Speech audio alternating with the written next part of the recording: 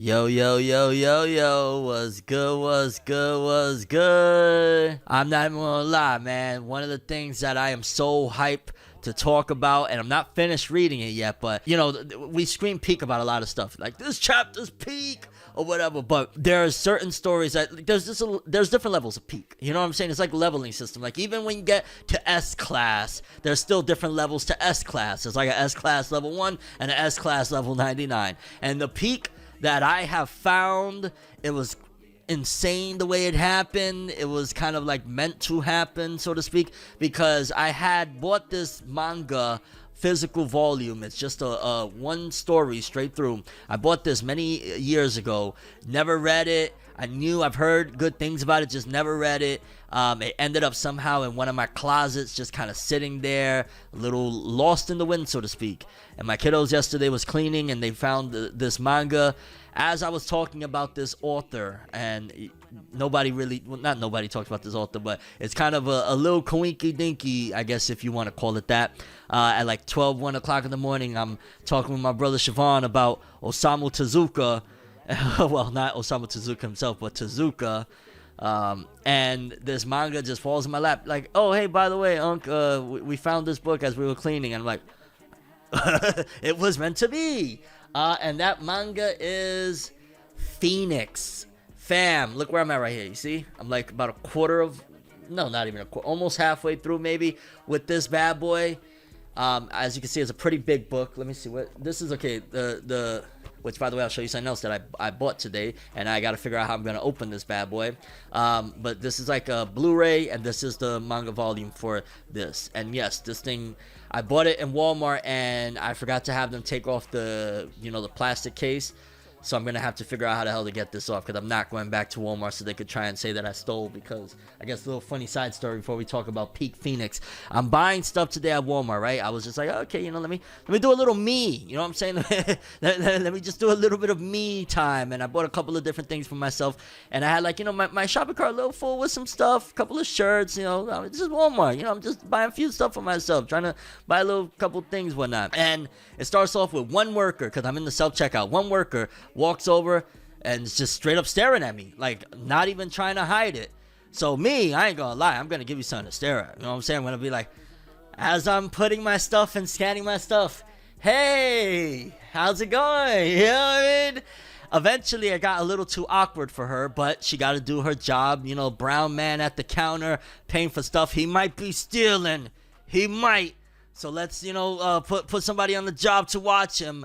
So she starts pretending she's looking at her phone. You're on the job, mind you. So why are you just standing casually around next to me on your phone? Just, oh, yeah. But still every once in a while, like, oh, yeah. Brown man over there, brown man. You know what I mean? And so I just keep on, I ain't gonna lie, just keep on doing what I'm doing. Then eventually another worker comes over.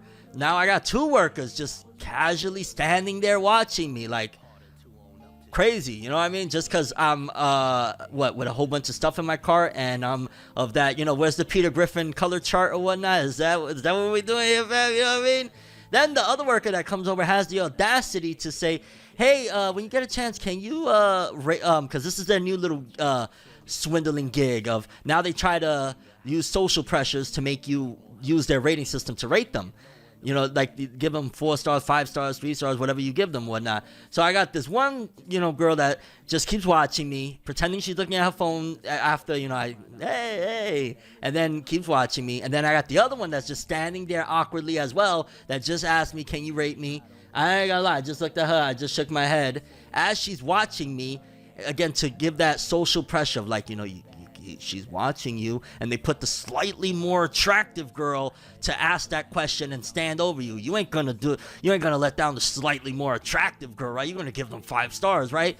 Boy, if I ain't hit that 1 star so quick and just looked at them, how dare y'all? Y'all thought I was about to give y'all 5 stars? Try again, homie. I gave that nice 1 star right there, looked at them as I did it, and carried on with my day, dog. Because how dare y'all gonna watch me like if I'm trying to steal something? Yeah, Fuck out of here, bro. Y'all getting 1 star, and I'm walking with my One Piece film read, and that's why I didn't even get it open and whatnot, because they so watching me like a damn hawk. I'm gonna be like, hey guys, I know you're looking at me to see if I'm gonna steal, but open this. You know, my mind ain't thinking about that. So I was just like, all right, whatever. So I don't know. Maybe I'll drop this off of my apartment rooftop, whatnot. Maybe it'll crack this.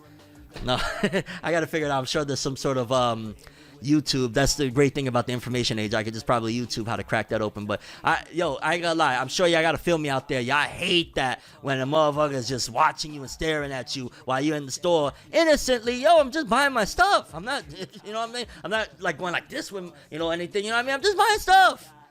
And watching me like a hawk.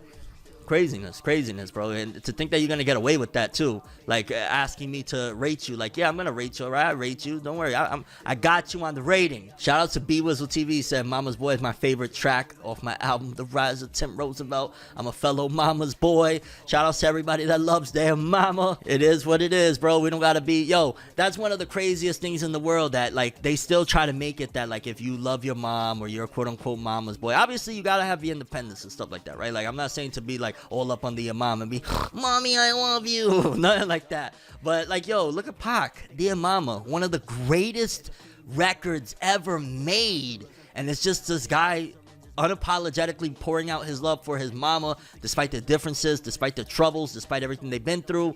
Like, beautiful, you know what I mean? And Pac was thug life, you know what I'm saying? A lot of people look at him like he was about it.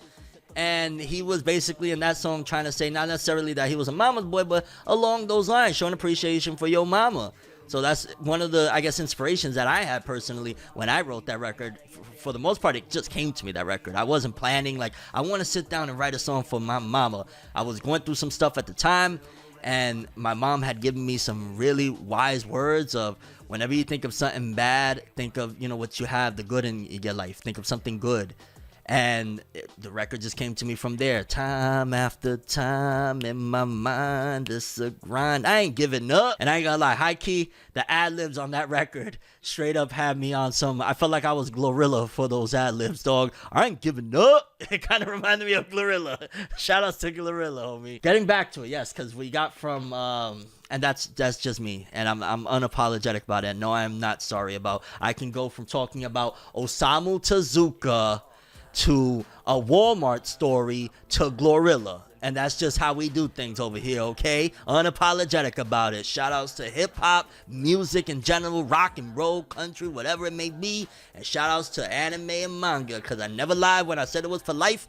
But that ain't all there is to life either. You dig? So this manga, boom, as I was saying earlier with the story, it just kind of, I'm talking about Tezuka at like 1 o'clock in the morning, 2 o'clock in the morning with my brother. All of a sudden my kids come with this book, like, hey, we just found this book. And I'm like, I should probably read this one. Normally I'd be like, I'll read it eventually, and then I'm probably not gonna read it for another 3 years. So let me just start reading some of this now. I started today prior to my little Walmart endeavor. Or was it after? No, it was, I think it was after, actually. I take that back. After Walmart, to soothe my soul. I was like, yo, I just want to be alone today. You know what I mean? I went over to a diner by myself, sat down with this book. There was a beautiful black waitress. Shout outs to her. I gave her a beautiful tip just because, why not? Spread the love. You know what I'm saying? Spread the love. And I sat there quietly and fell in love with this manga already, dog. Already. And high key, for physical manga, it's probably been over 10 years since I've been this invested in a physical manga like I am with this right now. And I say over 10 years because the last time that I can remember that I've been this gung-ho about having a physical manga and reading it, and the fact that I really didn't know anything about this other than that, oh, this is Osamu Tezuka and it's one of his best works apparently, was Attack on Titan. Before the Attack on Titan anime came through like a freaking hurricane, Attack on Titan, I read the manga. I read the first volume. Not everything, chill out. It was just the first volume. And I remember thinking to myself, oh my god, this is so good. And I think at that time I was still like, the only thing aside from like big three would be like maybe Fairy Tail that I would read online. I really still wanted to read my physical, so I was like, oh, and the anime is coming. Maybe I'll just wait for the anime. And then that was that. I haven't been that excited about reading a manga in over 10 years of physical manga until this, dog. Basically, to give you a synopsis, let me see, does it have a synopsis on here? Well, essentially, homie, this is like in the year 3046. Life is super, like, the world is completely destroyed and different. The people that are around, they sound like they're going nuts. Nostalgia, well, not even sound like they're going nuts, because as I'm reading this manga, it really is a representation of how history and life just keeps repeating itself in cycles. There's so many things that, again, this is from what, like the 50s or 60s or some shit like that. Hold on, let me just make sure. When was this? Was created in 54. So a manga from the 50s, dog. A manga from the 50s. And there's so many elements in here that I'm reading these lines of dialogue and I'm like, oh my God, like talking about this society in the year 3000. And most of the time when somebody's writing manga, they're kind of doing reflections of society. And it's like, oh yeah, they're really living hardcore. Tell me if this reminds you of anything of our present time. You know, they're really living hardcore in nostalgia. They're doing things from the past. They're so in love with the past that they can't move on to the future. Literally, isn't that like TV shows, movies, fashion, things that hold us back in life in general? We're all just living off nostalgia and shit like that. And this is something that was written in the 50s, talking about how nostalgia has such a stronghold on people. And there's just so many different things that I'm like, oh my God, was Tezuka a time traveler or something? I mean, granted, it's a tale of the future, but stuff in this manga, I'm like, wow, it's talking about society as if it's talking about right now. And this is 1954. So it's just blowing my mind alone on certain aspects. But again, homie is in the future. It's like the year 3046. Everybody is inside Earth because the top of Earth is not all that pleasant to live on. Everybody is run by computer gods. Like there's one god that where this dude lives at is called Hallelujah.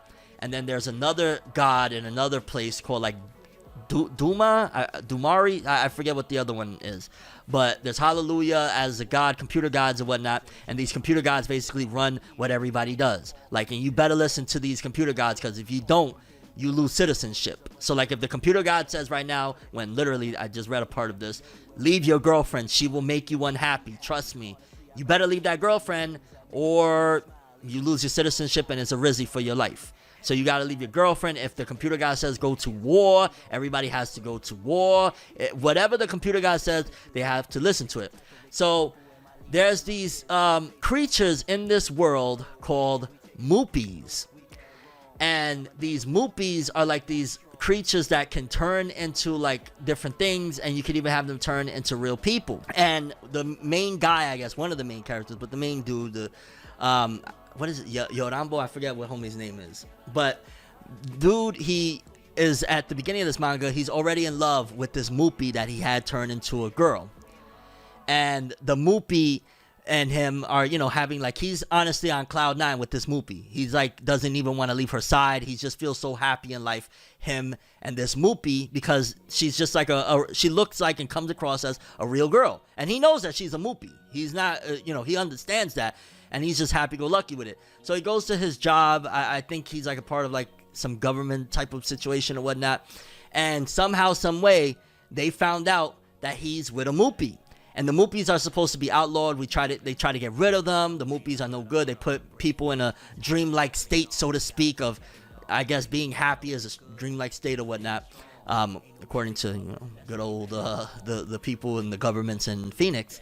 And they order him that Hallelujah said, you gotta get rid of this moopy. You gotta kill this moopy, get rid of it, and that's it. Hallelujah said it, we gotta do this. And he's like begging, he's trying to plead with the guy, I think, is it Rock? I want to say the homie's name, I'm horrible with names, forgive me. But he's like, yo, please, no, I love her, just give me a chance to explain. Kill the moopy, get rid of moopy, that's it. And so homie goes back home, he goes up to her, he says something like, yo, eat this right now.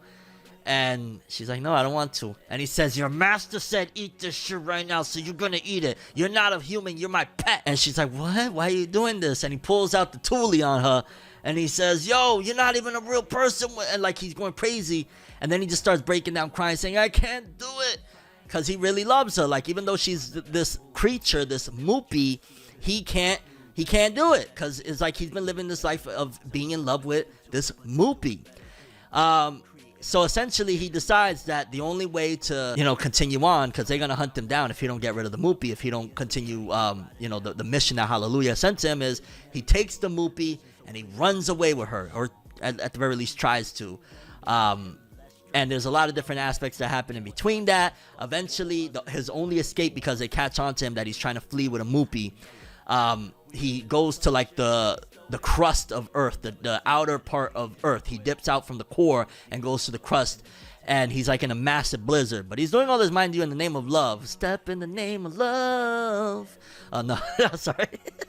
But so he's in the snow, and then we cut to this Vegapunk, think One Piece Vegapunk, this super hardcore scientist has all of these extinct creatures. Because also in the year 3046, dogs, cats, a whole bunch of different creatures have been extinct for a very long time.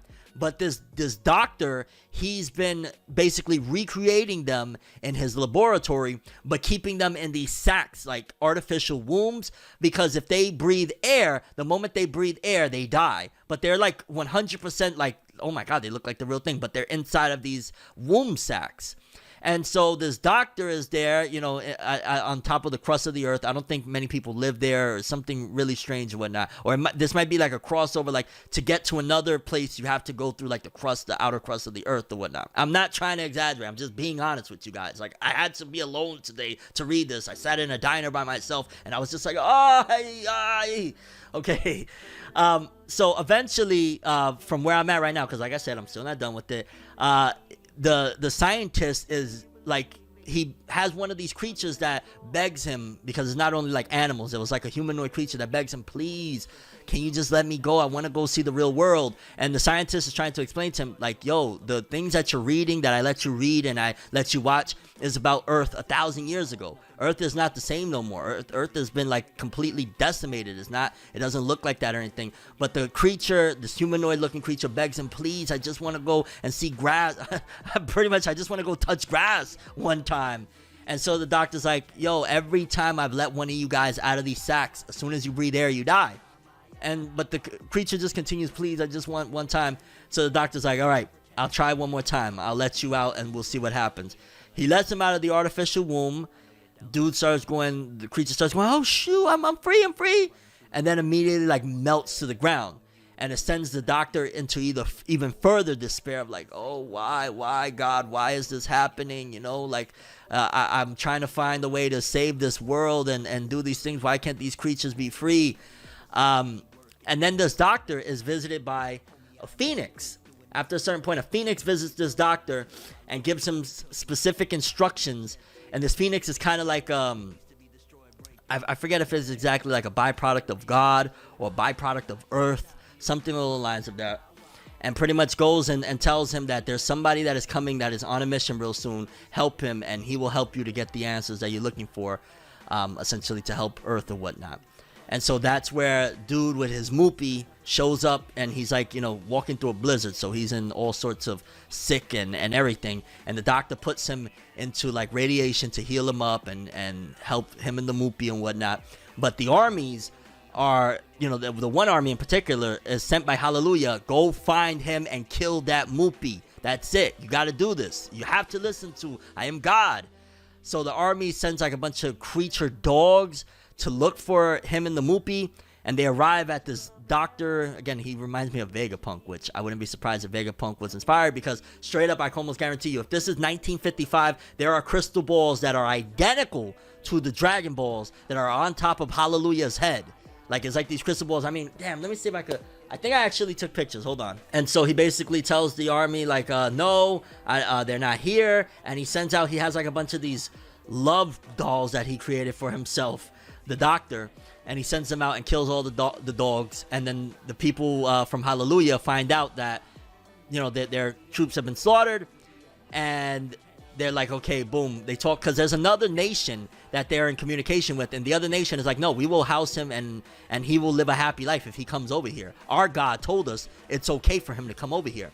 So, and they're like, nah, Hallelujah, our God said no. So they communicate the computer god of their world, to the other world, to try and come to an understanding. And the understanding was Hallelujah is like, nah, we going to war. We going to smoke on this pack right now real quick. And then that's where I'm at with it. I mean, this straight up looks like the Dragon Balls. Hold on. Where is it? Tell me that this didn't inspire the Dragon Balls. I don't know. Can y'all see? Tell me that this image didn't inspire the Dragon Balls.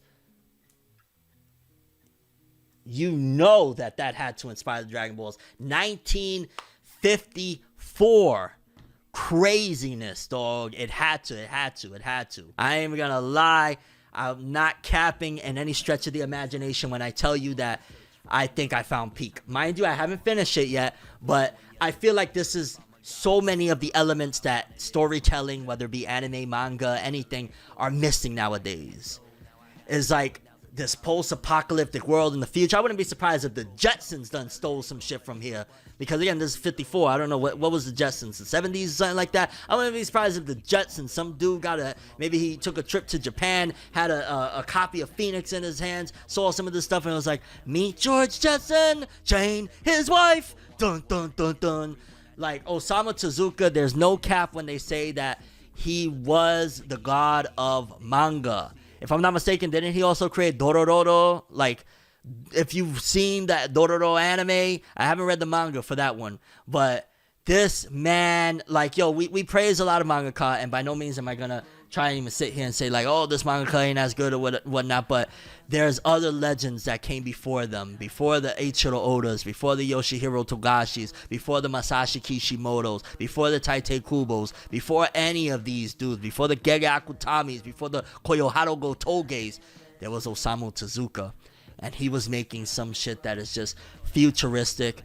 Phoenix, I want to pre-warn that please go into that. If you're going to read it, if you're going to pick it up, if you're going to find it to read it, the art is from the 50s. So it's going to look a little bit like older character designs. But there's no reason to feel like, oh, I can't, the art is too old. Like, fam, this is literally the pioneer, and it's just a different art style. Art is very abstract. Art can look in many different ways. You can enjoy a stick figure manga. You can enjoy a stick figure story. Look at the original One Punch Man comic. The original One Punch Man comic, the art, some people would say, it's garbage. You know what I'm saying? So if you can enjoy the original One Punch Man comic, by all means, please don't tell me that the Phoenix manga art is too old for you. Please don't. Because I know I've been there. I was at once upon a time a person that would be like, oh, I can't the art. Like, stop it. Old me, I would slap right now. Stop that nonsense, dog. What are you talking about? This is peak right here. The Phoenix manga is just... I'm so into it. And yes, Siobhan, that's where I got the name Moopy. Okay? Shout outs to the Moopies. I fell in love with it the moment I was like, yo, this guy really is going for it. He's taking shorty and he's making a run for it.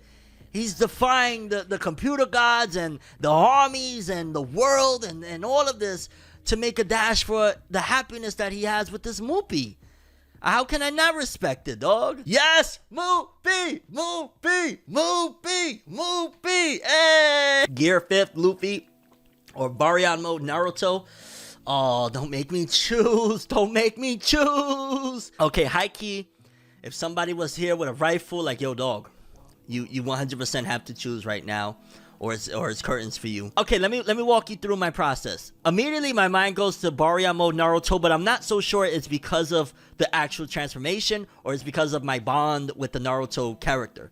So I like to give you guys an insight into why immediately my brain tells me to say Baryon mode simply because I love Naruto so much. I'm literally looking at some Naruto earbuds that I have right here. And I love One Piece a lot too. Very, very clear. I have every volume. Well, not every volume, but I got majority of the volumes of One Piece. I've been on One Piece for 13 years. I think I got into One Piece just a little bit after I got into Naruto. So I love that too, but it's just something, a different type of bond that I have with Naruto. Like, I love One Piece for being the epic story that it is, for all of the incredible adventure, for it being the writing quality being so supreme and whatnot. And I love Naruto for some of those aspects as well, but one of the main things is like that bond of never giving up, you know, the classic shonen stuff that it brought forth and made today that is now just common. Like, you know, my magic is never giving up or whatnot. You know, the fact that he was alone and he ended up finding and having a family and reaching greatness, even though Boruto's story later came on, it was like, we gonna diminish a little bit of that for right now, you know what I'm saying? But yeah, so my mind immediately tells me to say Baryon mode Naruto, but I'm going to keep it all the way real. Gear 5th, and I've said this on record, is arguably one of the greatest transformations. And so, like, damn, why you gotta make me choose? Damn it. I might go with Gear 5th Luffy, I'm gonna be honest with you, just because of what it represents. As far as just for the transformation, I think if I'm going on, let's just say there's Jump Force 2 and it's a really high quality game, or it's in the engine as a Storm engine, and I have to pick one of the two, I'm probably gonna immediately go for Baryon mode Naruto. But just realistically, between the two, I feel like something that Gear 5th does is that it brings forth a very unique and original take on the big transformation. That homie is just laughing and enjoying life. And what more could you ask for than something like that? The polar opposite of, you killed Krillin! Ah! What more could you ask for than that? That he's having the time of his life in the midst of a serious battle. He's not serious. It's not about your muscles. It's not about none of that. His homie is having the time of his life.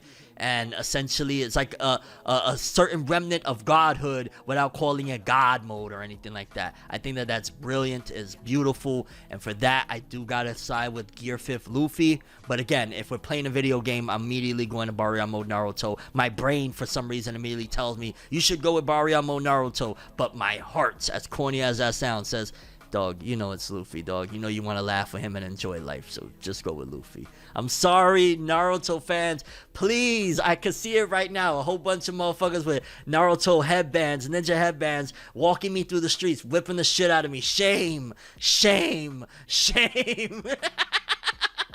No, I didn't mean it. Oh, shit. And they force me every now and then, say it, believe it.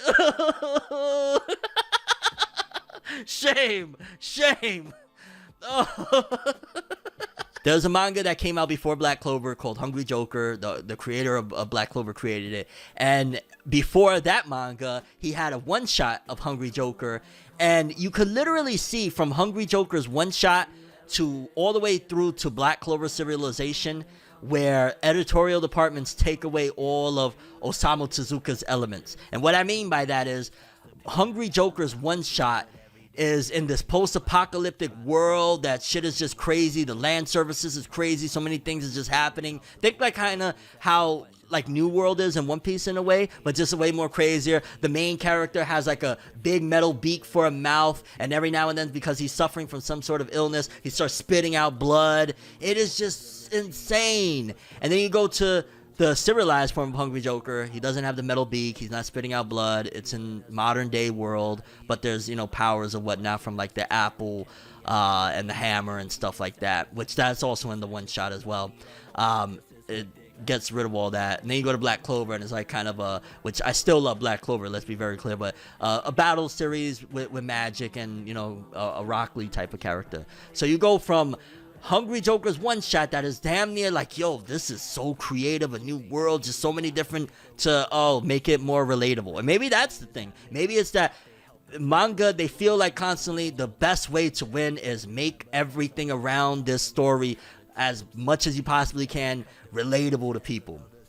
And that's where you get stuff like, and maybe that's why the isekai genre has been winning for a bit now, where they don't do that, you know, like ReZero, it'd be in magical lands, and the only thing that's relatable is the main character himself, that they make him a very plain Jane guy with some cool fashion, going through some really hardships, really, you know, tough hardships and whatnot. But the landscapes, the world, everything else around it, magical fairies, rabbits that are killers, all sorts of stuff, is the, you know, the enchilada, so to speak, of creativity.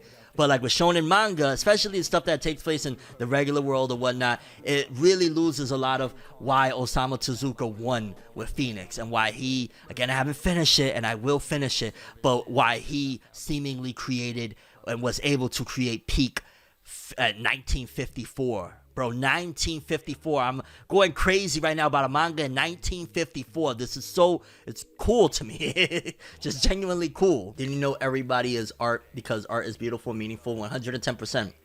Anything could be art. You could literally think that a mouse could be art. I'm talking about, like, you know, a mouse in your hand. You could literally say like, yo, this is art. And nobody could defy that, because at the end of the day, art is extremely subjective. A line of ants on the floor, you could say that's art. Clouds in the sky, art. Gear 5th coming in 2 weeks. Gear 5th is going to light things up. Yo, the amount of people, the team that they put on for Gear 5th to make that thing the way it's looking, like, it's gonna put Gear 4th to shame. It's going to just, I ain't gonna lie, it looks like Toei is really going for it with this one. And it looks like, I give it to Toei that one of the things that's really cool about them when it comes to One Piece is that it feels like they still have not thrown in the towel of making One Piece a global phenomenon outside of Japan. One of the things that was always, not always, but at the end of Naruto's run, there was an interview that I always reference back to between, I believe, Eiichiro Oda and Masashi Kishimoto.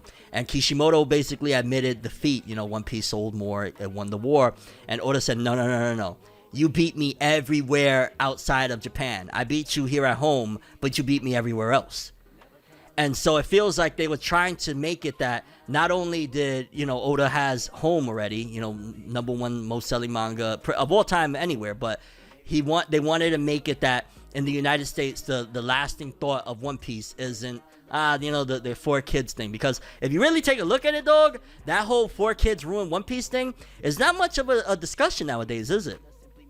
People aren't really falling back on that as like, oh, One Piece isn't that popular, because One Piece has become a lot more popular in the West than it was 5 or 10 years ago, 15 years ago. So they've done a very good job at not giving up and continuing to push the One Piece agenda outside of just Japan through the West and whatnot, because now people don't even really talk about that.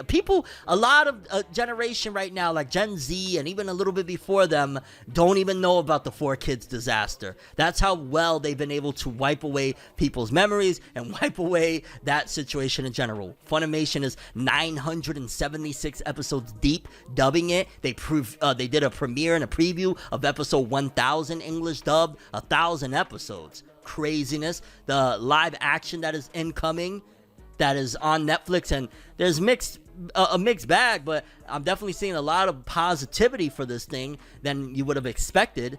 So that's another stride into making this thing, you know, a global phenomenon, which is really, really dope. On, again, I gotta stress on Toei, Shueisha, Shonen Jump, everybody involved, that they didn't throw in the towel when it would have been very easy to say, yo, it bombed in the West, let's just focus on dominating Japan. No, we're going to make sure before this thing goes out with a bang, we're going to give it our very best to make this thing pop everywhere else. Because realistically, if One Piece live action is a success, then Netflix will keep on ordering this shit to the ends of time. Like 8 episodes, probably going to go through Arlong Park. Do you know how many seasons of One Piece live action there could be if this thing is successful? They could literally keep on. The manga could be long gone, over with, and we're going to be like, I don't know, just starting Marineford.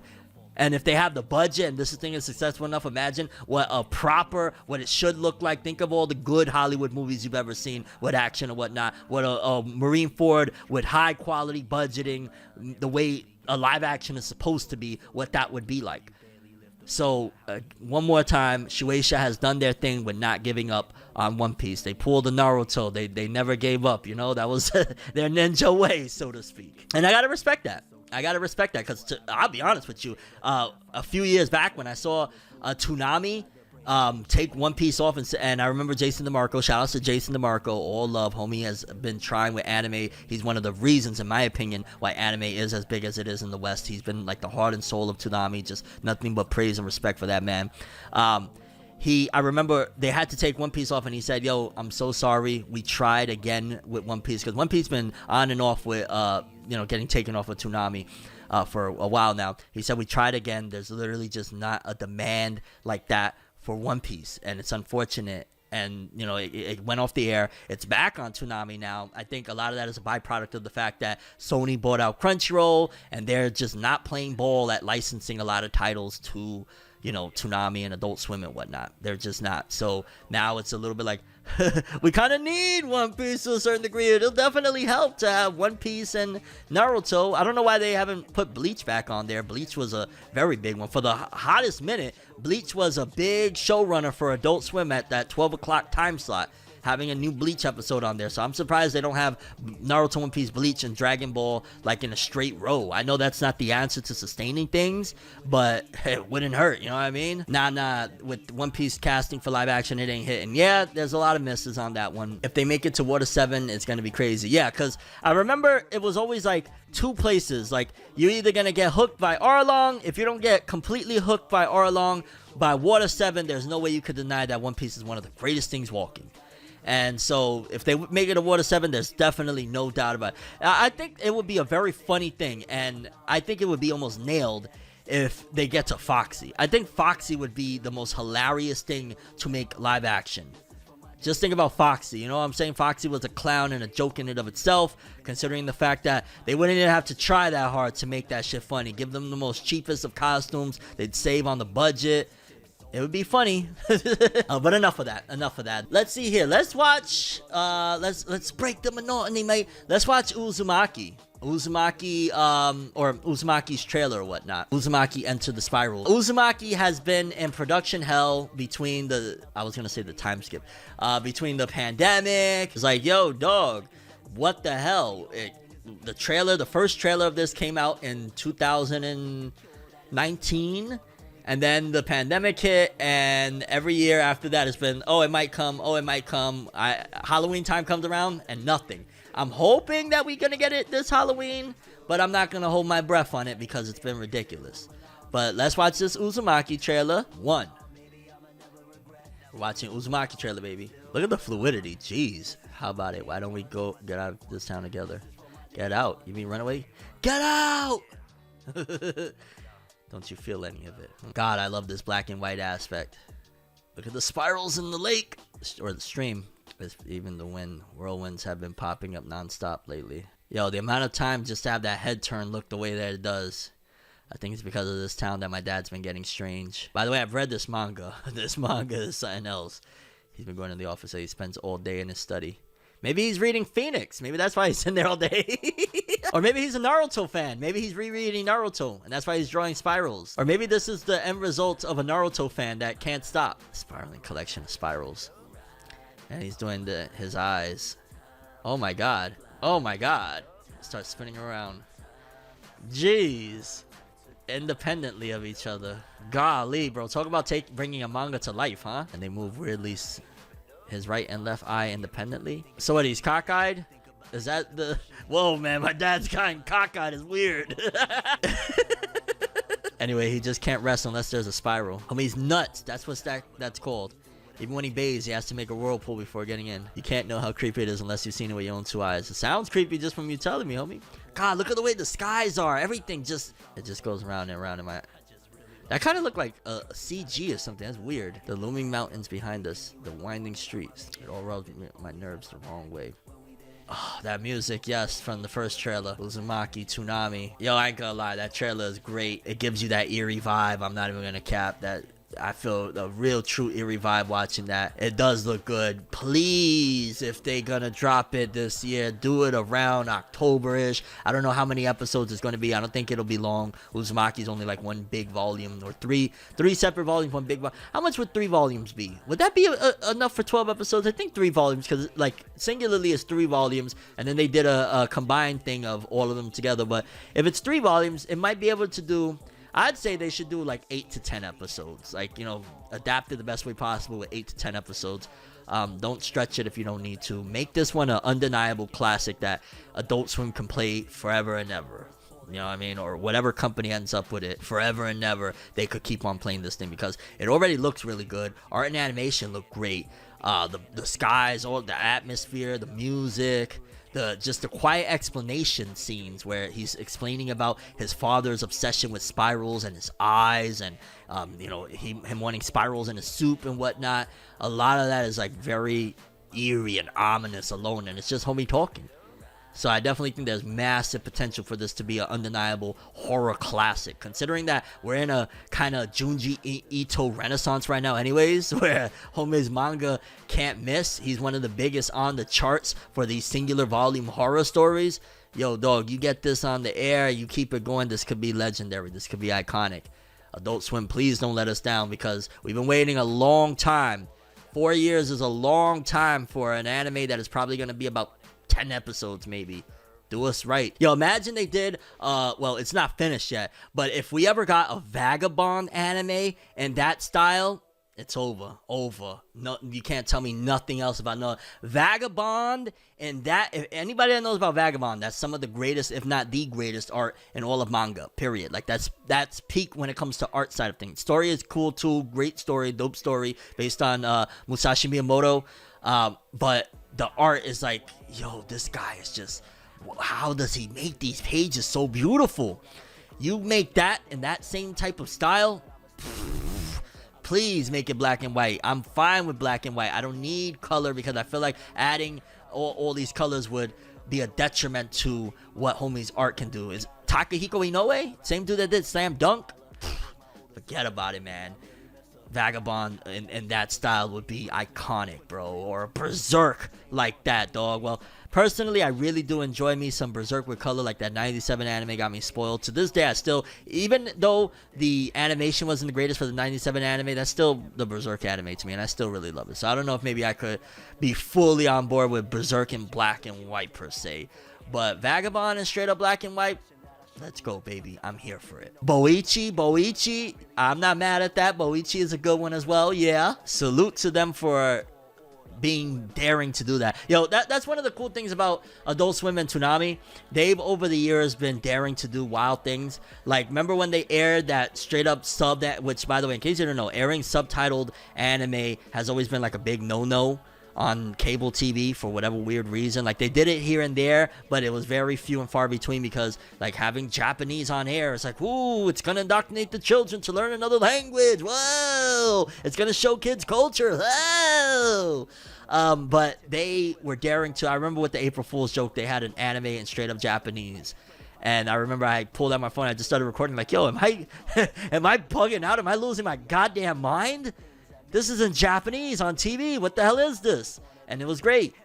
They've always been daring, doing April Fools with their time slots, just trying different things. Again, one more time for the good one. Salute to Jason DeMarco. Homie has helped to get anime into the mainstream for many a years, bringing Toonami back in 2011. I know obviously that wasn't totally in part to him, but he was damn sure on board and ready to hop on that freaking spaceship one more time. So massive salute to homie. Shoot, let's watch another trailer. Let's watch the Rick and Morty anime trailer. I think after a certain point, they get like one of the creators, the Japanese creators behind it, probably one of the animators or maybe the directors. This is the new Rick and Morty, the anime, the first trailer for it.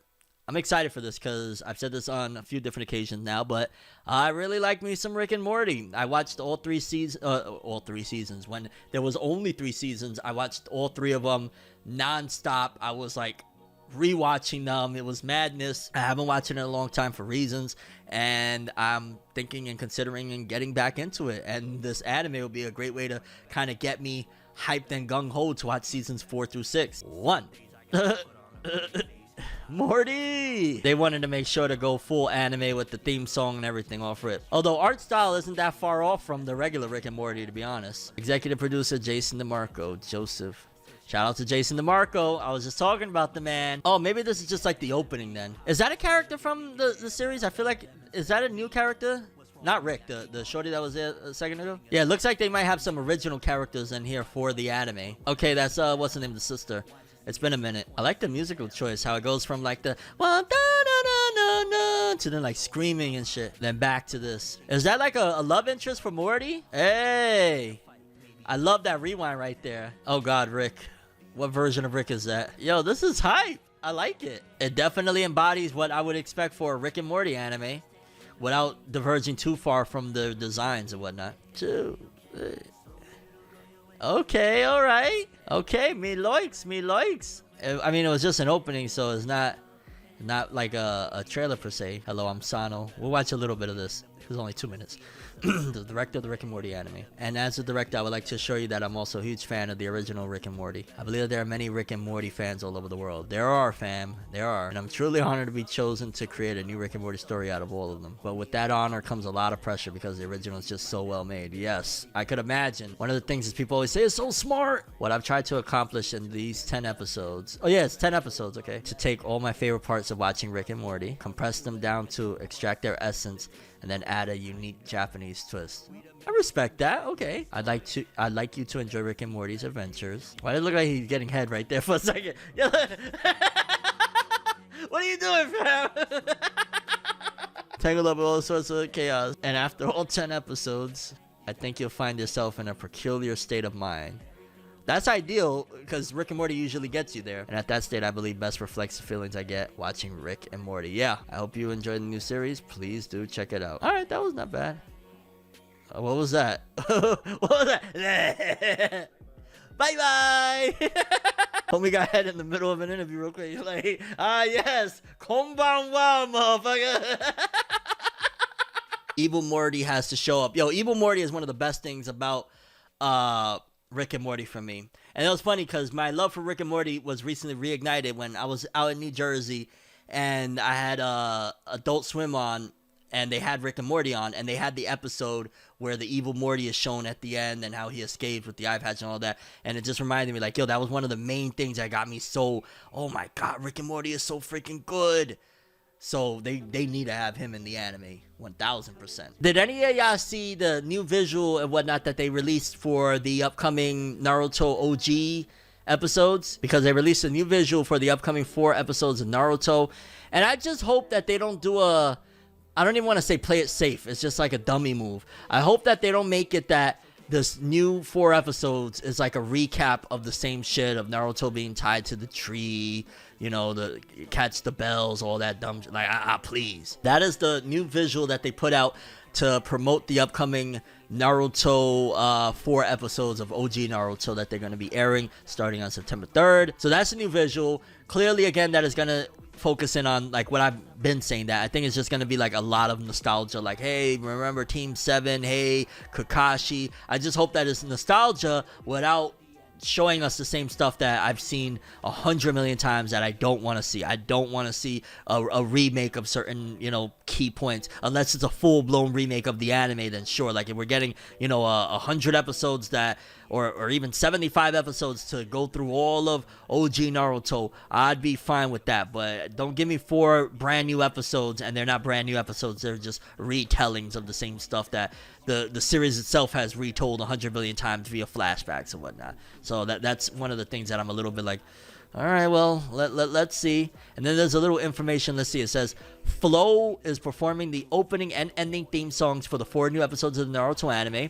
The official website for the Naruto anime franchise announced on Sunday that Flow will perform the opening. Shoutouts to Flow, they dope. The opening and ending theme songs for the 4 brand new episodes of the anime. The opening theme will be a 20-year anniversary version of the band song Go, and the ending theme will be a cover of Orange Range's song Viva Rock. The website also revealed a new teaser visual, which we have here on the screen. The new episodes are celebrating the anime's 20th anniversary. The episodes will premiere September 3rd and will air weekly for 4 consecutive weeks. I think that there's a possibility that if it's going from September to October, it would make the most sense if Boruto is going to be returning sooner than later, have the Boruto anime return at the end of that run.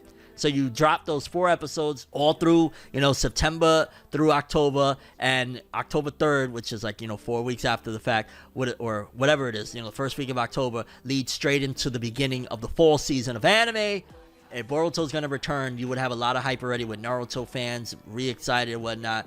Bring Boruto back in October. That's a big possibility. Because I remember, too, that they said that they wasn't giving them the craziest amount of time off for the Boruto anime, that it was going to return a lot sooner than later. So maybe Boruto anime returning in October, we could take based on them doing these Naruto OG episodes and all of this hype that they've been doing for it with, you know, the Minato one-shot manga. They've been doing a lot for the franchise, considering that they've been for years kind of just like, well, here's Boruto anime with filler episodes, here's Boruto manga, there you guys go, that's what you get nothing else. So, you know, the time skip in August, like, we got a lot to look forward to. And yeah, so that's kind of what we got so far. What do y'all think about that visual? Honestly, art style wise, it looked pretty cool.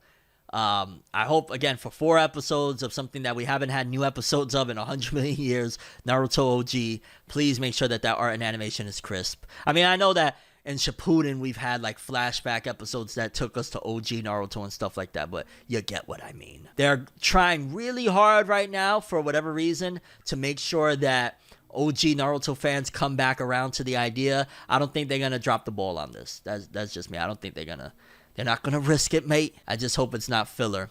I mean, if it's 4 new episodes, it has to be technically filler.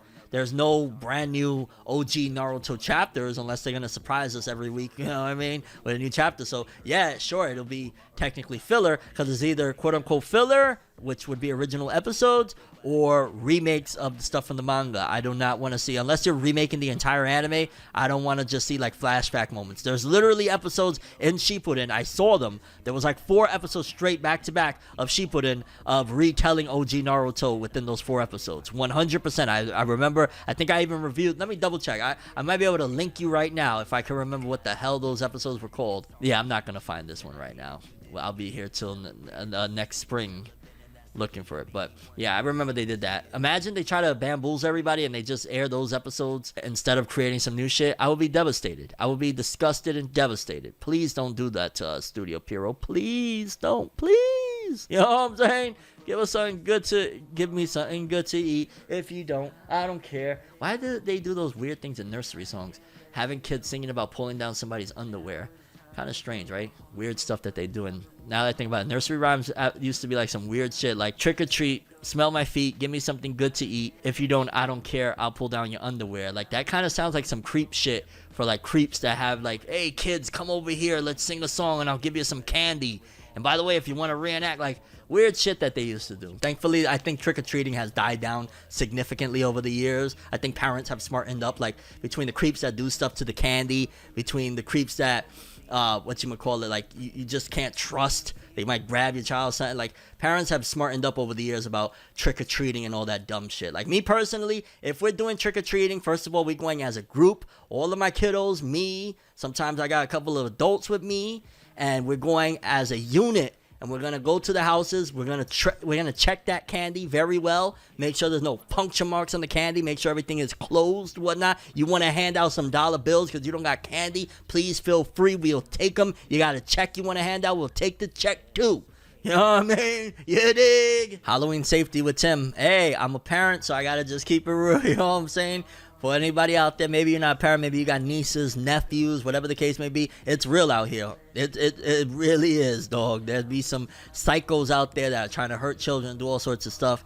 Keep your kiddos safe. Honestly, it's just that they have this, like, you know, thing where the whole FOMO situation with kids, fear of missing out, where it's like, yo, I want to go trick-or-treating, everybody else is doing it. Me personally, yo, I'll give all of y'all right now, here's $30 each of you. Let's just stay home and have a party here. You know what I mean? I prefer that. And not that I'm trying to be a buzzkill, nothing like that. I just prefer my kids to be safe and sound, and y'all can still be happy. There's other ways to be happy. Y'all don't need to go and do all the dumb shit that everybody else is doing. And that's, again, the social pressures of society of, yo, everybody else is doing it, so I gotta do it. That's one of the reasons, like, me personally, again, it's just me. You could live your life the way you want. I would never celebrate pretty much no holidays. I might make up my own damn holidays if I really felt like it. It's only because, again, the kids want, like, your kids are going to look at you like, oh, come on, man, we can't do Christmas. Everybody else is doing it. So then it kind of makes you feel guilty. Like,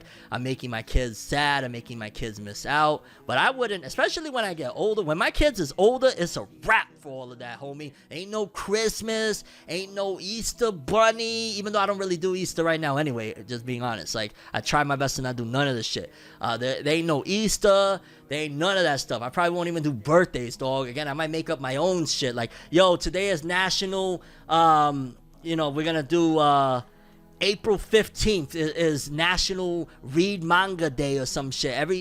On that day, I ain't going to work. I'm just reading manga all day. You dig? Everybody, I buy you a brand new volume. Go to the manga store and buy brand new volumes. Like, I might make up my own shit because all of these other holidays are either based on some dumb shit. April Fool's, a time to just trick and lie to people, which is based on some other darker shit about calendars and missing months and all sorts of insanity out there. Like, there's so much layers to lies and nonsense with holidays and whatnot. You know what I mean? The whole birth of Christ is supposedly on one day, but then I've heard that it was actually April 1st. So then why would, if potentially Christ's birthday was on April 1st, why would they make a holiday called April Fool's Day? What the hell is Easter? Do rabbits actually lay eggs? No, they don't. So why are we hunting for eggs on a made-up holiday called Easter? A lot of strange and weird shit. I'm just saying, these are things that people really don't think about. But again, I could talk to you about Phoenix and Naruto, and I could talk to you about real shit. That's just what we do over here in these newfound parts, I guess you would say, that we do on these streams. A lot of really weird shit with holidays, dog. Valentine's Day. Who was St. Valentine's? You know what I'm saying? What was Victoria's Secret? Like, if you just do a little bit of research on all this stuff, you will be mind blown of the stuff that you would figure out. Who was Caesar Borgia? Why does he look very similar to white Jesus? Hey, do we want to go down that rabbit hole? Who was Caesar Borgia? Who was his father? What happened with Bibles? How did we go from the imagery of Jesus Christ being a dark guy to a white guy with blonde hair and blue eyes? And what? How did we get there? Caesar Borgia. Look him up. And go through a couple of pictures, because I noticed Google switched the image where he looked dead ass like Jesus to something where he looks a little less like Jesus, to throw people off from the fact that that's the birth of white Jesus, is a guy named Caesar Borgia. Go woke, go broke, except Barbie just made 300 and something million and they calling it broke. It's funny because I'm seeing people saying, like, I saw this post that was sent that Oppenheimer, oh man, Oppenheimer is a 3-hour movie and there's no black people. Hollywood is back. I saw some crazy shit like that, right? And I'm thinking to myself, okay, yeah, if that's what happened, but on the other side of things, everybody is saying that Barbie is the most woke shit in the world, and Barbie did double of what Oppenheimer did. So Oppenheimer probably was in between the protests of people like, I'm not going to Barbie, I want to support that. Then there's the casual things of boyfriend and girlfriend, like, come on, babe, let's go watch Oppenheimer. I don't want to watch Barbie. And all of that madness was going on, but very fascinating stuff there too. There ain't no go woke, go broke. Barbie just made 300-something million and they screaming that it's woke. Barbie promoting LGBT, yeah, it definitely was in there. That was 100% in there. But it was also promoting other aspects of, like, the fact of the hierarchy of how women are very oppressed in certain scenarios and situations and in the world, and breaking it down in certain avenues, and I respect it. Again, I'm not one of those white knights. I know, like, if you have an opinion on things that may differ from some people, but you also agree with those same people on some other issues, it's like, no, you already said it, you a white knight, shut up. You know what I'm saying? Yeah, it doesn't hurt Margot Robbie being Barbie at all. Margot Robbie is so, oh my God, I will break my no snow bunny streak for her. Yeah, you know what I'm saying? Nah, but we for the queens over here, you dig. Favorite part of Phoenix?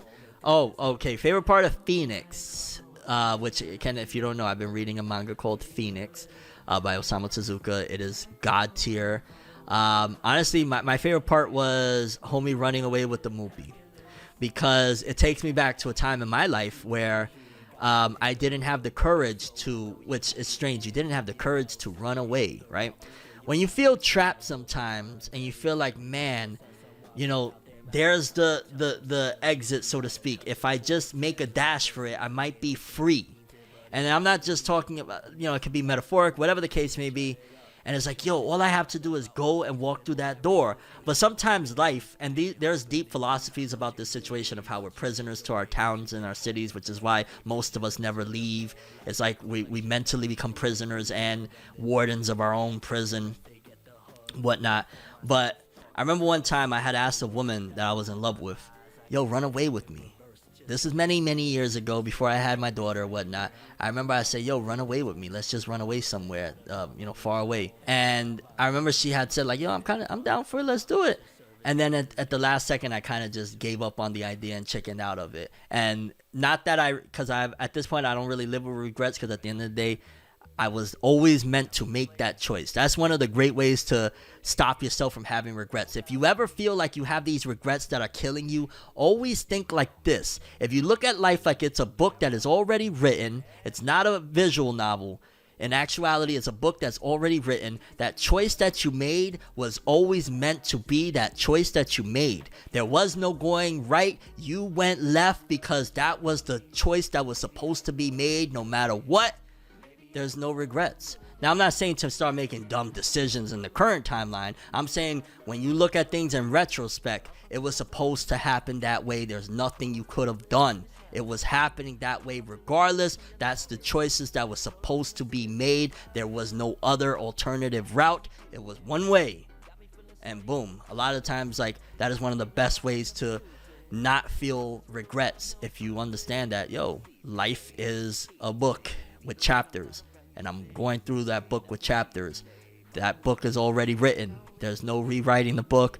This isn't a visual novel. It's a book. It's a canon event. I love the inception of the canon event. I'm gonna be honest with you. I love the inception of a canon event. It's a great and easy way to explain some shit, especially when a common thing like, yo, it is a canon event between myself and many others of getting screwed over by a company, and a lot of us in particular is by a comic book company. And I mean, I'm talking about some higher up people, I'm talking about some lower down people, and we're all on the same level, as we clear. I'm not trying to say that people are less than others, but I'm just saying in terms of like on the societal hierarchy of success or whatnot. Like, I know some very successful people that were screwed over by a comic book company. I was screwed over by a comic book company. I know some people that haven't really reached the levels of success that they inevitably will reach that was screwed over by a comic book company. It's very strange. It's like, yo, we literally all have the canon event of no matter what, there was no escaping. We was going to get screwed by a comic book company because we all went with high, big eyes and happy and high hopes of like, this is it. We did it. And then if you really compare it, then you compare all the artists that was screwed over by, their first time getting into a record deal and they got a bad deal. You compare it to these people that they got into a position in a job that they thought it was going to be one thing and it wasn't. It's damn near like a canon event for life of you're going to get screwed over by some sort of corporation or company. It's a canon event. You best get ready for the storm comes. We outside. Yeah. Shout outs to the GOAT. Daylight, a room full of mirrors. I seen homies is cooking something. I saw a Punch from TDE the other day, posted some amazing music that they got coming. I am massively excited. A room full of mirrors. They got a couple of extra people now that they added to the lineup. The squad looking deep. And then of course they got the members that been there for a little minute now. Lyric Michelle, Ichiban Don, Willie B. Of course, again, Daylight, Punch, Early Riser. They got now Juice, Nico, Deshaun. They got a squad, bro. They coming. I ain't gonna lie. I'm so excited for them because I look at it like the same way you could have other groups that is like, yo, these really dope spitters and they actually are getting mainstream attention and recognition and whatnot. Why the hell can't the West Coast get that too? Like you got the dudes out of Buffalo, Griselda. They've been making mad noise, New York, upstate New York and shit like that. I feel like that lane is very wide open for others to come too. And there's a lot of lanes open as well because do not forget that I'm here, baby. The time is now. The rise of Tim Roosevelt, baby. I'm so proud when I look at this thing. To me, it's like I'm successful, dog. I put this together. You know what I'm saying? I went and I recorded. I spent those late nights in the studio, leaving the studio at 1 a.m. in the snow. I went, to New York to finish writing my album. I went to New York to film a music video for Mistakes. I went to my old hood, my old projects where I started ForneverWorld to create my Day One's music video. I did that with a camera. I went with my kids to do the music video for Balance that is still in the vault and will be coming. I did that. I'm a success already, dog. And I appreciate everybody, like homie earlier, that already subscribed and got himself a copy. Because in case you don't know, you subscribe here, you'll get you a free copy of this bad boy that is limited. It's the only way, one of two ways to get you a copy of this. Either hit me up at a live show or become a member here on Twitch, and I send you a copy of my album, The Rise of Tim Roosevelt. This, to me, is the biggest success. So proud of it. So grateful that I'm still here to be able to do this, man. You know what I'm saying? In between my last album and this album, majority of the people that I feel like sometimes Kakashi, and I don't want to get too emotional on it, but pretty much everyone that was with me that recorded my first album is dead or completely gone, far removed from my life. The engineer is gone, my baby mom is gone, my sister is gone. Majority of people I worked on this album with are gone, or the first album. So to have this album and be able to say, yo, I made it, and I'm here to tell my tale of how I was able to survive and get to this point of growth and change where I don't do stupid stuff that I used to do no more. Sure, I'm a human, the mistakes will happen, but ultimately, this is a testament to survival and becoming the person that you're meant to be, not letting anything stop you. So I just wanted to throw that in there. Sorry, I got a little bit emotional just thinking about everything from the first album in 2018 to this album and where we're headed, baby, because we're headed straight to where we're destined to be, God willing. God bless to everybody that is chasing their dreams and doing everything they possibly can. Every day I wake up, one of the first things I do is, okay, what do I do to move the needle for my music? Okay, let me retweet some shit. Immediately, let me respond to any and every comment about my music. Okay, let me see. I'm streaming today. Boom. Okay, let me make sure. Pre-think. I gotta talk about my album, dog. I gotta talk about my music. I gotta keep on pushing the agenda because it's gonna happen. It's just a matter of getting to that destination. I've already declared it. I understand it. God is with me. We gonna make it, baby. And if you move like that, you will see whatever it is you're trying to accomplish. It will happen. You gotta have faith. Walk by faith. Him Roosevelt, hey, my bro H right here. He was so pivotal in helping me with this album and expanding my mind to not being closed-minded anymore. Like if I want to have a bunch of guitars in my music, if I want to make a record that is like Linkin Park, if I want to get inspired and make a record like Mistakes, like 5 years ago, I wouldn't have made a record like Mistakes. Mistakes sounds like kind of a country twang to it. And it was thanks to my bro H that he really helped me to, yo, why don't you listen to this? Yo, listen to this song. Hey, what about this? Have you heard this? And it just kept on just giving me influence and different things. You know, I didn't listen to NF before I made this project. As I was making this project, H sent me 1 million NF songs. He sent me a whole bunch of stuff. Philip Phillips, just a whole bunch of different artists I never checked out. And it really helped to influence me. And at the same time, just grow as a person and accepting that I'm going to listen to what I want to listen to, when I want to listen to it. I'm not going to be embarrassed, and I'm going to keep on moving like that. God bless my bro. I feel right now genuinely happy when I'm able to bring this to you guys, wherever you're at right now. Maybe you're in a dark place. Maybe you're in a dark room right now. I just want you to know that you keep on this same type of vibe, and you keep on in your world, building and doing everything you possibly can to make it happen. You will see at the very least you can be a little bit more happier. At the very least, you can see progress. And eventually, you will see it. It'll all come together. Keep on walking by faith, baby. I'm telling you. There's not... Literally, okay, I'll give you a prime example, dog. Phoenix, right? This book, Phoenix. I have been like a phoenix on YouTube for 13 years. In 2014, when Naruto ended, I thought it was over. My channel was done for. Naruto was the engine. I did Bleach and One Piece, but Naruto was what kept everything going. I thought it was over. Then I rose again like a phoenix. Dragon Ball Super. Super ended. I thought it was over. Then it was Forever News. My own IP. My own idea. My own me.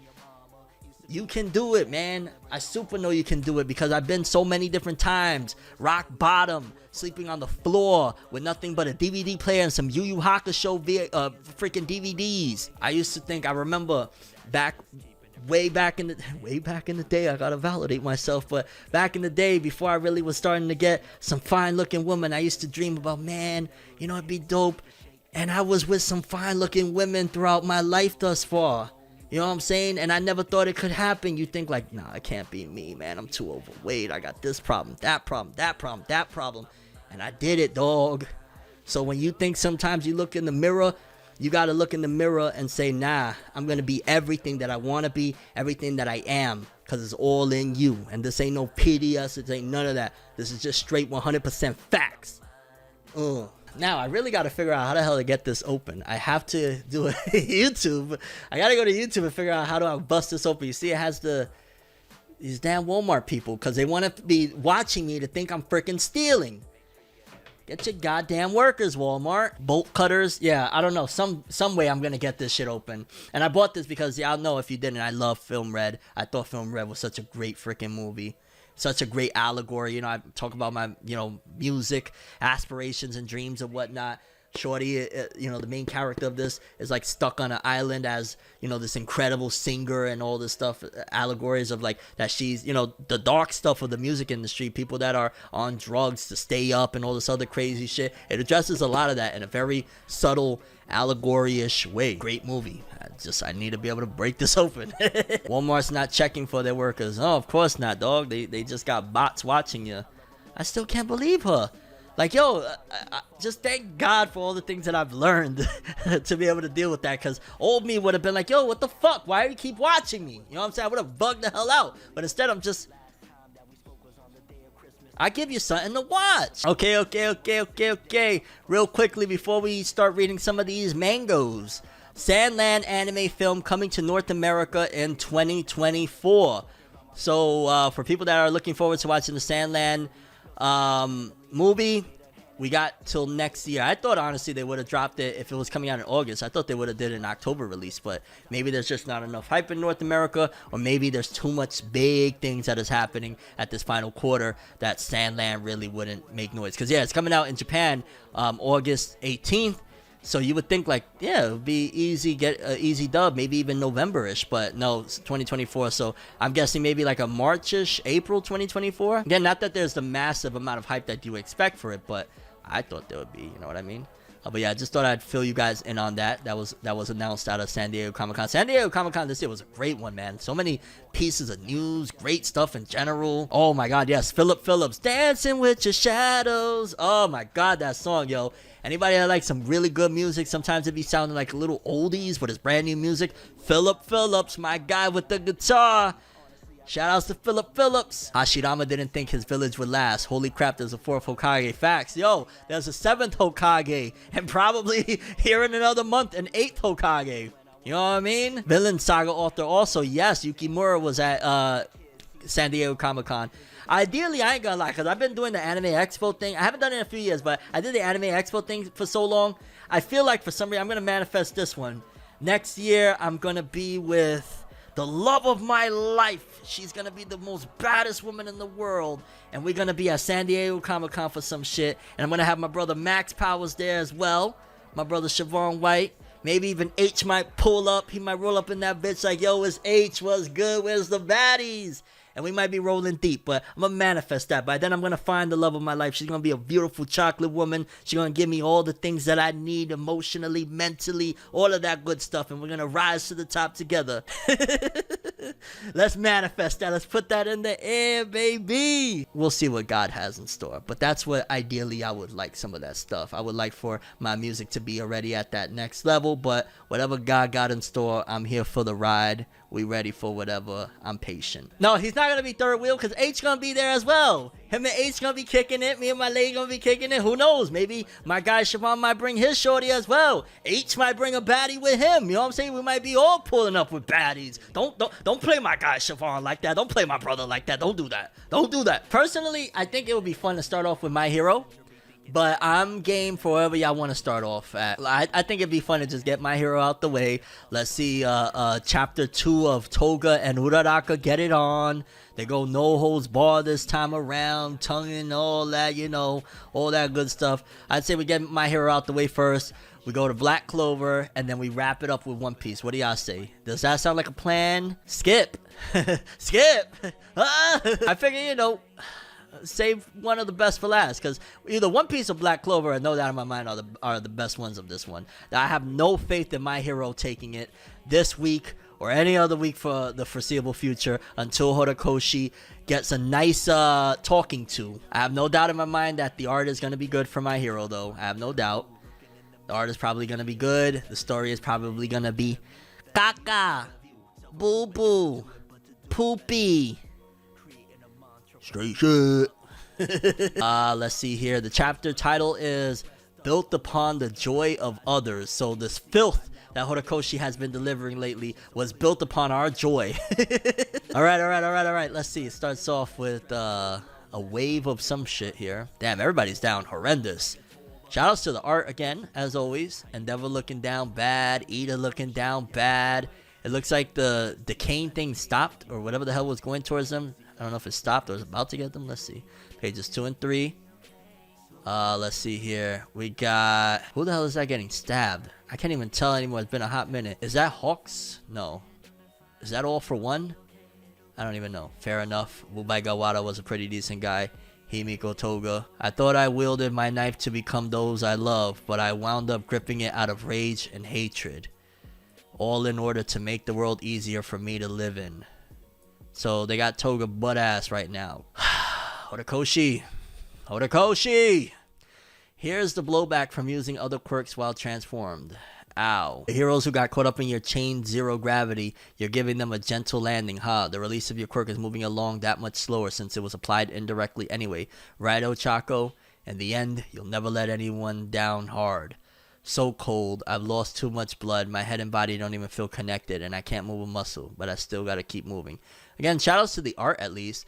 And I think it's kind of dope to see the quote-unquote villain catching the dub in the end. So there's that. Yeah, I give credit where it's due. You know, you can have a lifetime's worth of my blood. Am I cute? I want you to know how special I think your smile is.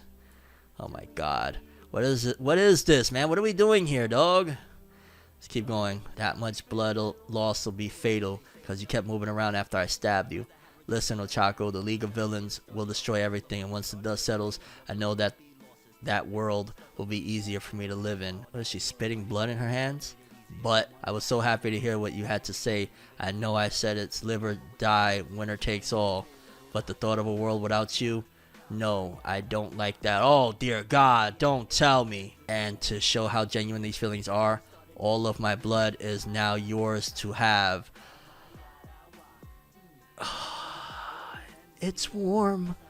But she shouldn't. Doing this will mean when I almost died, Jin saved me this way. But since I'm out of Jin's blood, I gotta turn into you, Ochako. Because if I can use someone else's quirk, my blood must turn into their blood too. No, don't. Were you planning to visit me in prison and make those blood donations until I die? You could have been fine and dandy just catching villains, Ochako. Just eliminating the freaks from the world, just doing the right thing like a plain old hero. Yet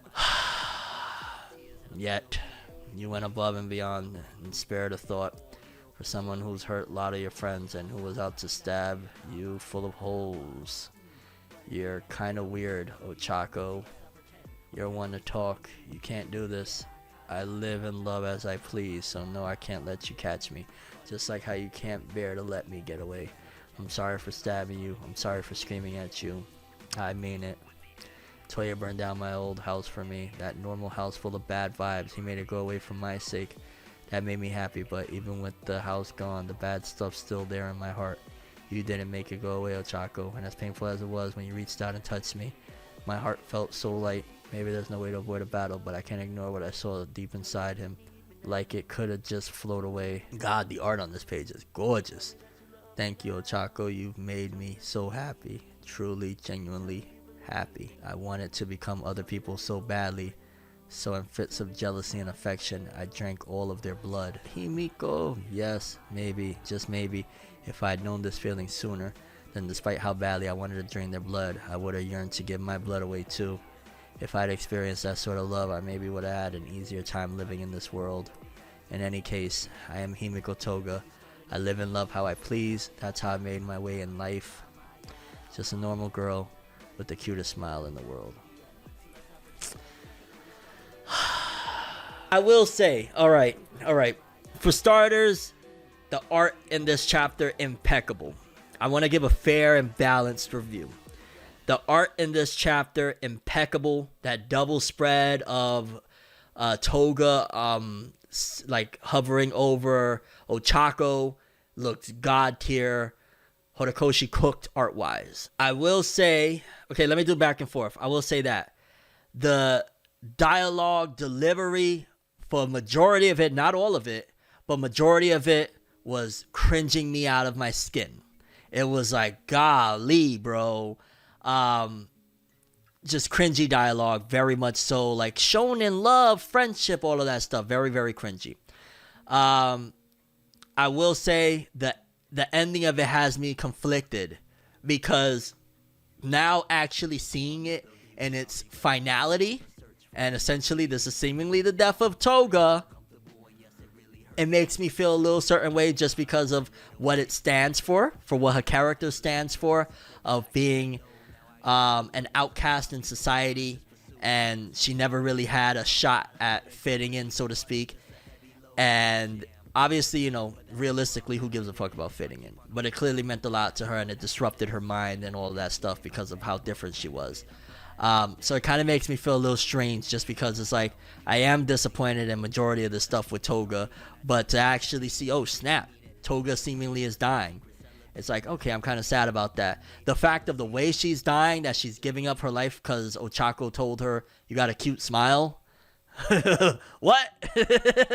What? Where'd they do that at, mate? One more time. What?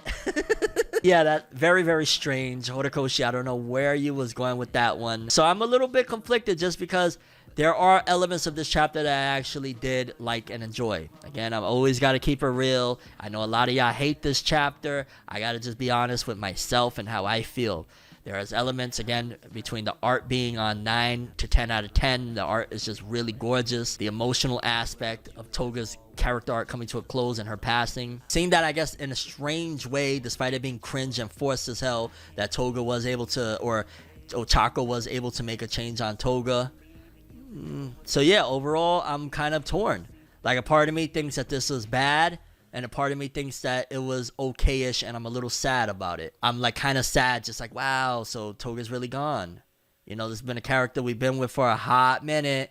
We've been with My Hero for a hot minute. Also, I guess I'm disappointed in the aspect of, I always am a champion of seeing, like, yo, they're trying to make a revolution, so to speak, the villains. At the very least, minus All For One. I don't care about All For One's revolution, all his fuck shit that he's trying to do. I'm mainly talking about Shigaraki and the original League of Villains before he hijacked the whole movement and whatnot. And it was like, wow, the villain won.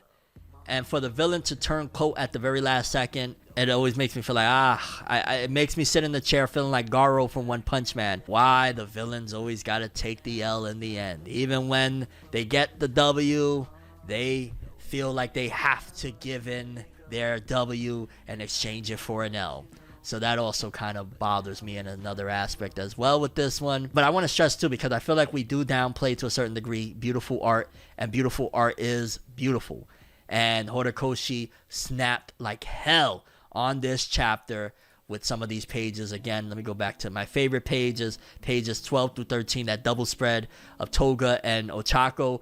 Horikoshi made sure, even if this writing is beyond not what we want, and some of it is just downright horrible and bad, he made sure that drawing wise, he put every ounce of passion into it. And I don't want to downplay, you know, high quality art for a second. Not that high quality art can save some poor writing, but I do gotta respect that aspect. The Toga naked scenes is kind of like, what the hell are you doing, dog? I don't really care for that. Like, what are you doing, fam? Knock it off, Horikoshi. The weirdo stuff, leave that to Ikamoto with the weirdo shit. Even though Ikamoto, leave that to somebody else as well. Can we just get all the mangaka to play a hot potato with the weirdo shit until it's out of manga that none of us read or care about? Like, hot potato the weirdo shit somewhere else. Toga, Sarada with the choker on her neck looking like a leash. Like, can we just pass it on off? But, yeah, I don't know. I don't know what score I would want to give this one. I don't give a fuck about Toga or Ochako. This is endgame, man. Endgame. But it's also endgame for character arcs. Like, yes, it's endgame story-wise, endgame for the big pieces, but it's also character arcs. Like, this is the finale of everyone's character arcs. So I do feel like, me personally, I want to respect the fact that these are characters, and I am attached to them to a certain degree, because we have been with them. I remember reading My Hero Academia. I remember some funny moments, man. I'll tell you guys a funny story right now real quick, in the middle of all this shit. So, good old me in the middle of some sort of freaking breakup, right? So I'm driving around it's like, I don't even know, man. Is it 12 o'clock at night, 1 o'clock in the morning? I don't even know. So I'm driving around downtown, a little bit, like going nuts, so to speak, emotional and whatnot, right? And I had scheduled, because it was the launch for My Hero Academia's anime, and I was scheduled to be a guest, making a guest appearance on Funimation's official live show that they were having to talk about My Hero Academia. Shout out to Justin Rojas. He put me in a lot of positions that nobody else would have to make moves, whether it be Dragon Ball Z Battle of Gods, Red Carpet, Resurrection F, just a lot of different things. Forever indebted to Justin Rojas for putting me in certain positions to make these type of moves. So God bless homie wherever he's at. And even up until fairly recently, he was throwing me opportunity as well. So forever indebted to homie. And I remember I'm there like thinking to myself, God, bro, I am mentally not in the fucking space for this shit. I don't care at the moment. I don't want to do it. And I'm downtown like a lunatic, like crying, all sorts of stuff, driving my car downtown going nuts. And something inside of me said, yo, homie, get your ass home before something bad happens. So I inevitably eventually get back home. It's still like a little bit of time, because this is, I don't know, I think it was like 12 o'clock for them, 3 o'clock in the morning for me, for the premiere thing. So I get home, it's probably like 2-ish or something like that. And I'm like, damn, it's still another hour or something along those lines, waiting for this thing. And I remember I laid down, and I'm like, I'll just chill here for a minute. I wake up, and it's like 3:30 or some shit. What the fuck? I immediately jump on. I start texting Justin Rojas. I'm like, yo, I'm so sorry, my fault, dog. I fell asleep. He's like, nah, it's all good. It's all good. And I actually made it. I would love to find the footage of that. I'm sure it got to be on Funimation's channel of that live event. Like, they asked me common questions for My Hero because it was the launch of the anime, so can't really dive too much into everything that I knew about the series at that time with the manga and whatnot. But like, yo, what quirks would you like? And I was, I gotta lie, somewhat blatant. Like, yeah, so there's a character that he has like fire and ice. I would like to be like that. And he's like, whoa. We haven't even premiered, or episode 1 is just premiering now. Can you relax a little? But yeah, I remember that story like it was yesterday. It was just really funny because I was a mess and I didn't want to do this at all, and somehow, some way, it still all happened.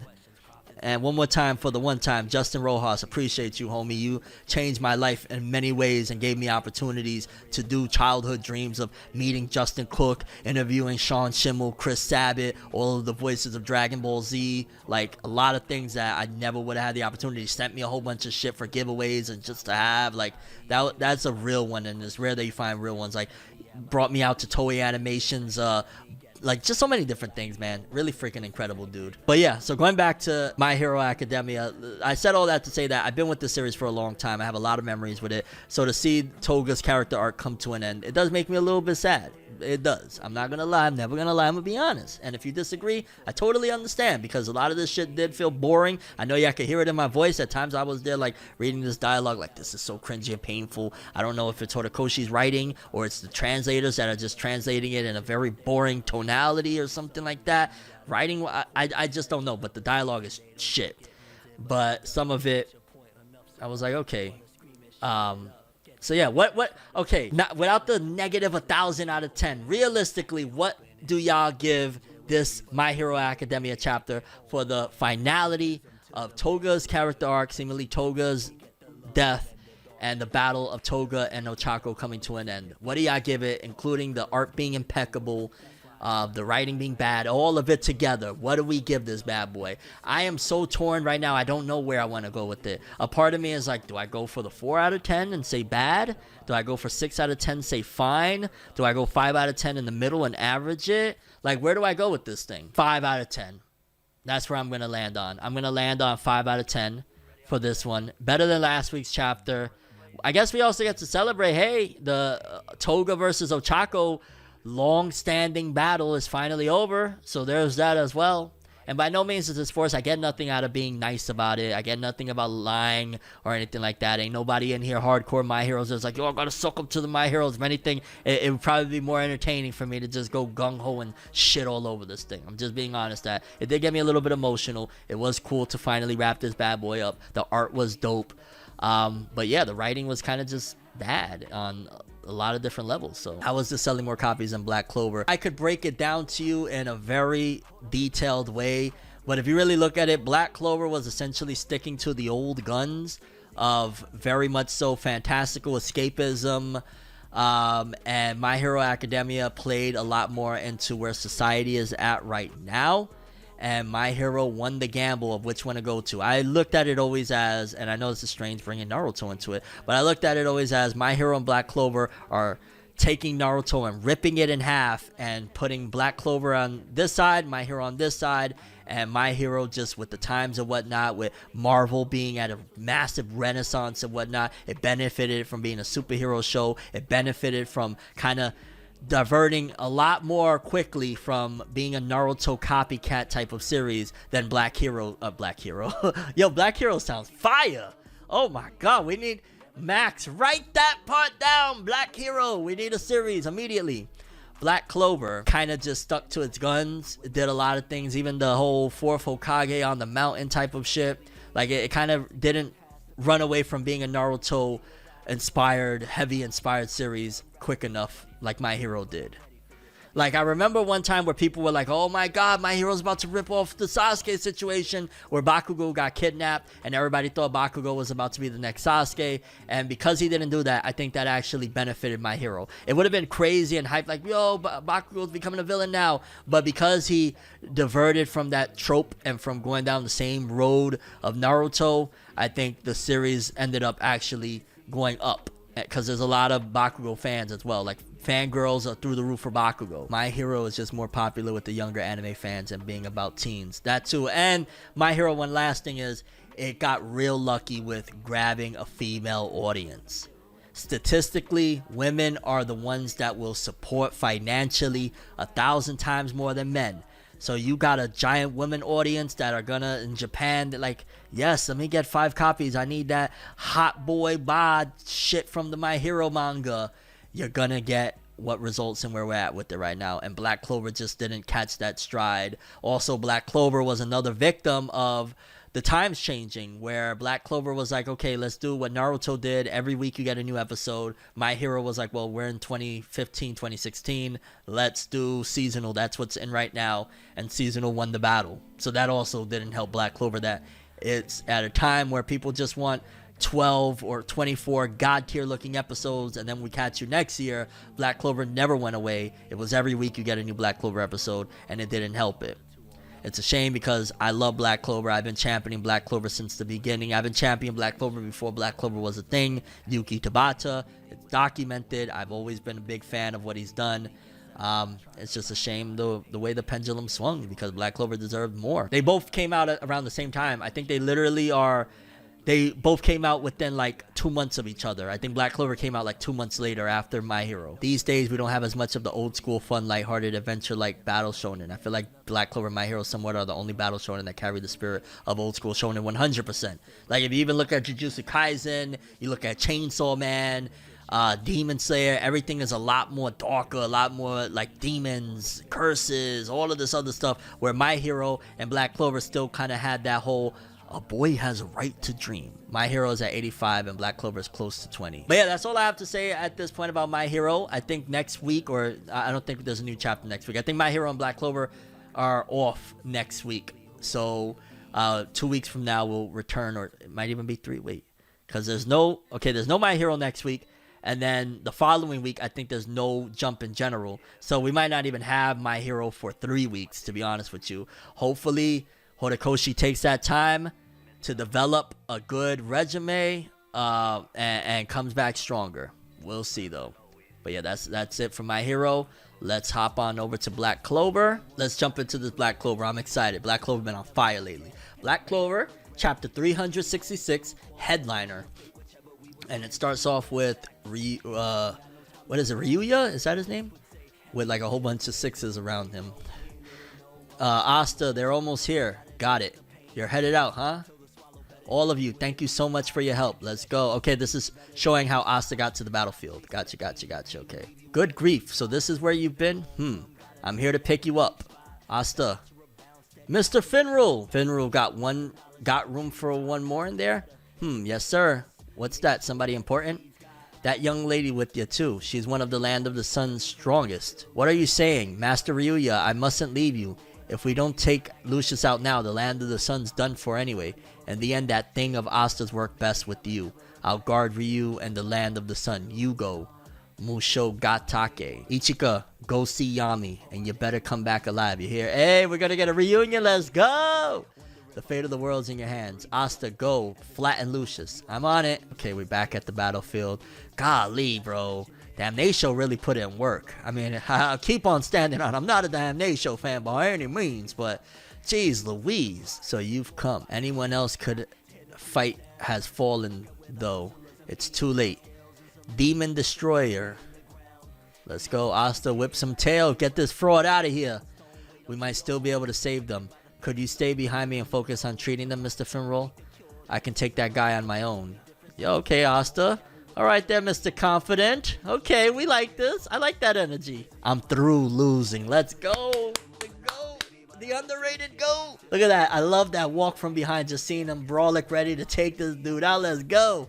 He has no magic, so my skill magic is useless against him. I will pass judgment on you with the atmosphere magic Master Lucius has given me. Look at Asta just walking like a boss. Look at that. Look at that panel. Just walking like a boss. He even canceled that out. Has his magic evolved? Asta! He has a better command of anti-magic than before. Let's go. Your magic seems invincible, but it looks like it's a bad matchup against my anti-magic. Yo, the salty run back that's been coming for years, ever since he was falsely accusing him, had him in the courtroom shook and all this stuff. This is the get back. Let's go. Let's go. It's like, imagine being in a bad situation with a prosecutor and you finally get to put your hands on a prosecutor that did you so dirty. This is what we're reading right now with Black Clover. Now that I am a paladin, I have vast magic power. Even in terms of simple physical ability or swordsmanship, I'd never lose. There is no way I could lose. Sinner who disturbs Master Lucius's peaceful order, fall in the name of justice. How is what you are guys doing justice or peaceful? Yo, look at Asta. He's ready to destroy him. Kick his ass. Oh my god, the chapter's already over. Oh, that looks so cool though. He sliced right through him like butter. Let's go. Look at that. Ah! That was hype. That was hype. Short, very, very short pause. That's what she said. But no. I still got mine, mate. I still got mine. No. But that was freaking awesome. Very quick. I feel like I wish there was 2 or 3 more pages. I'm going to be honest with you. But man, oh man.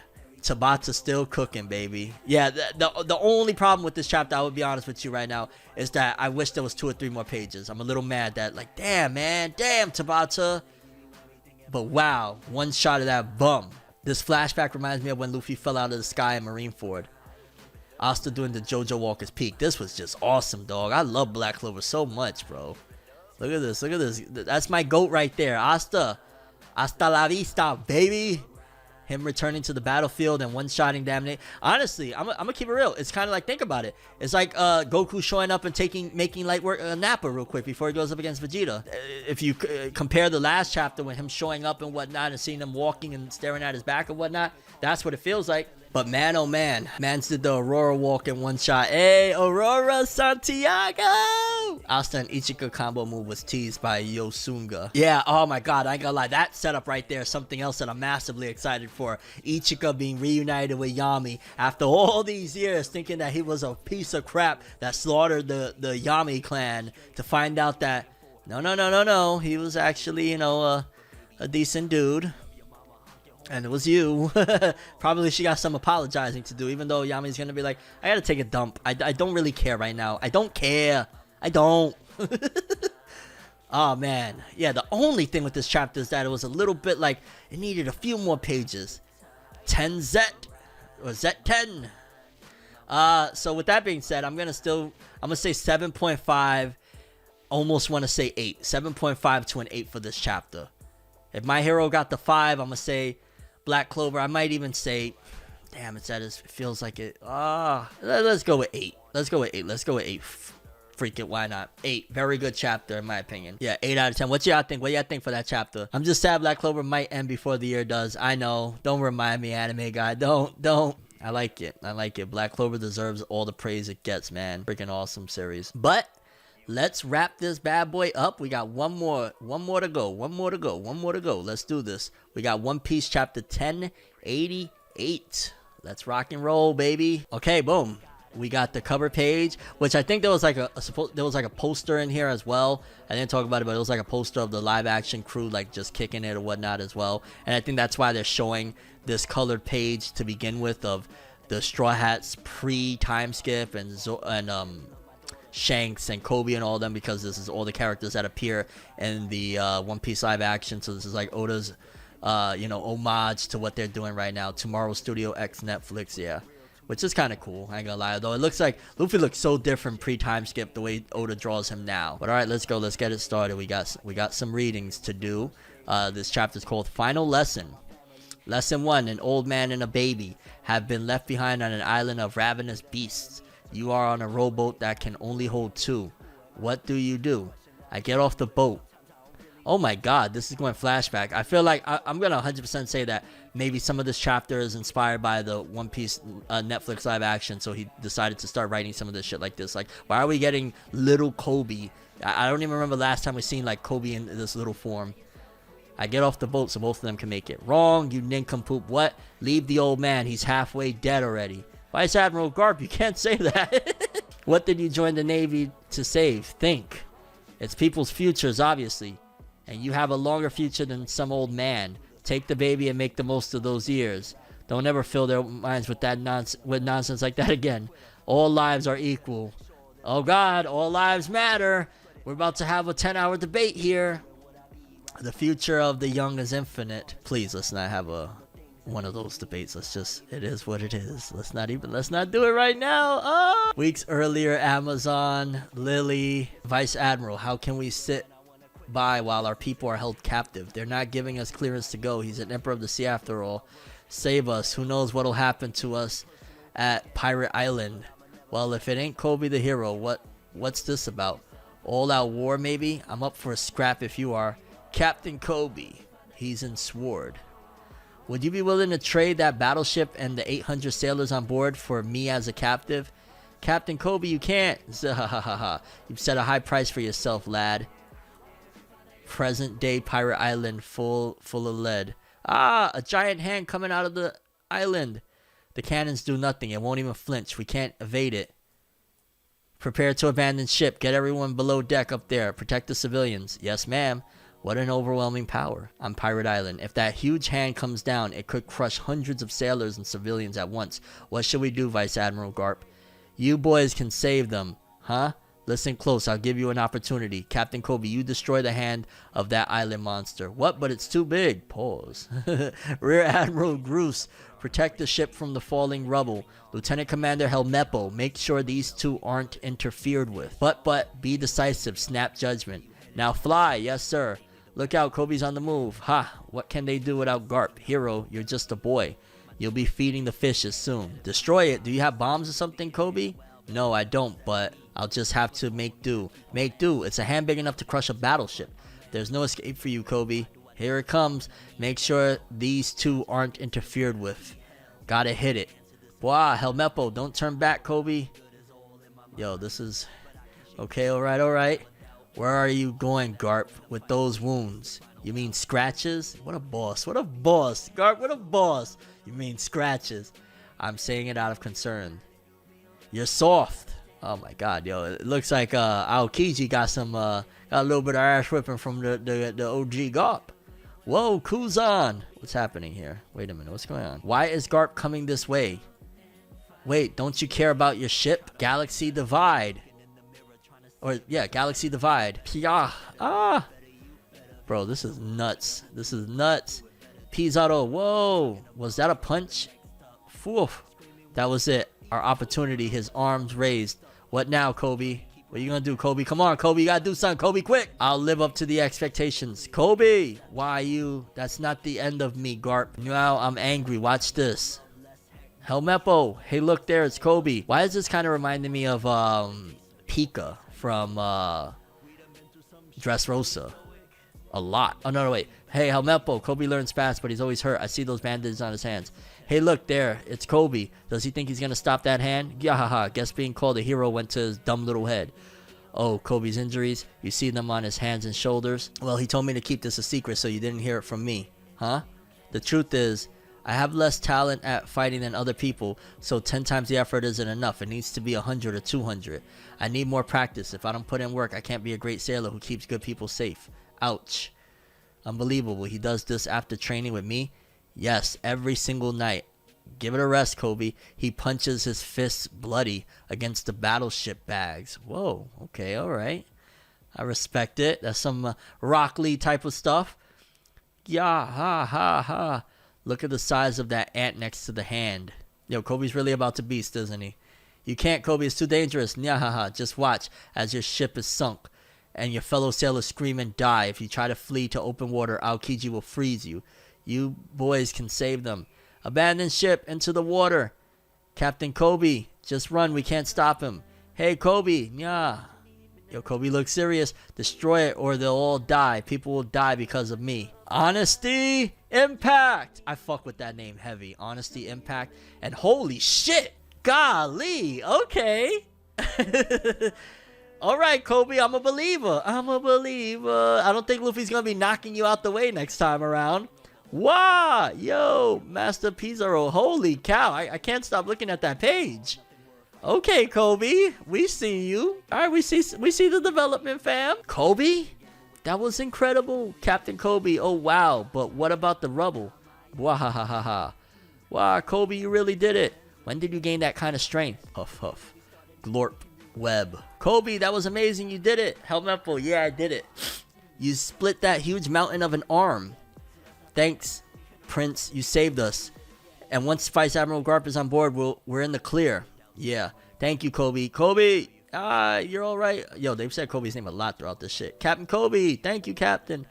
This is Garp. Hey, look at Tashigi's little fun shelf there. This is Garp. The mission to rescue Captain Kobe is complete. That's right. Now come back quickly, Vice Admiral. Get away from the island full speed, huh? I'll manage on my own. Your safety is top priority here. Isn't that right? I don't know why I'm getting sad. I feel like the chapter's about to end. No. Prince, turn the ship around.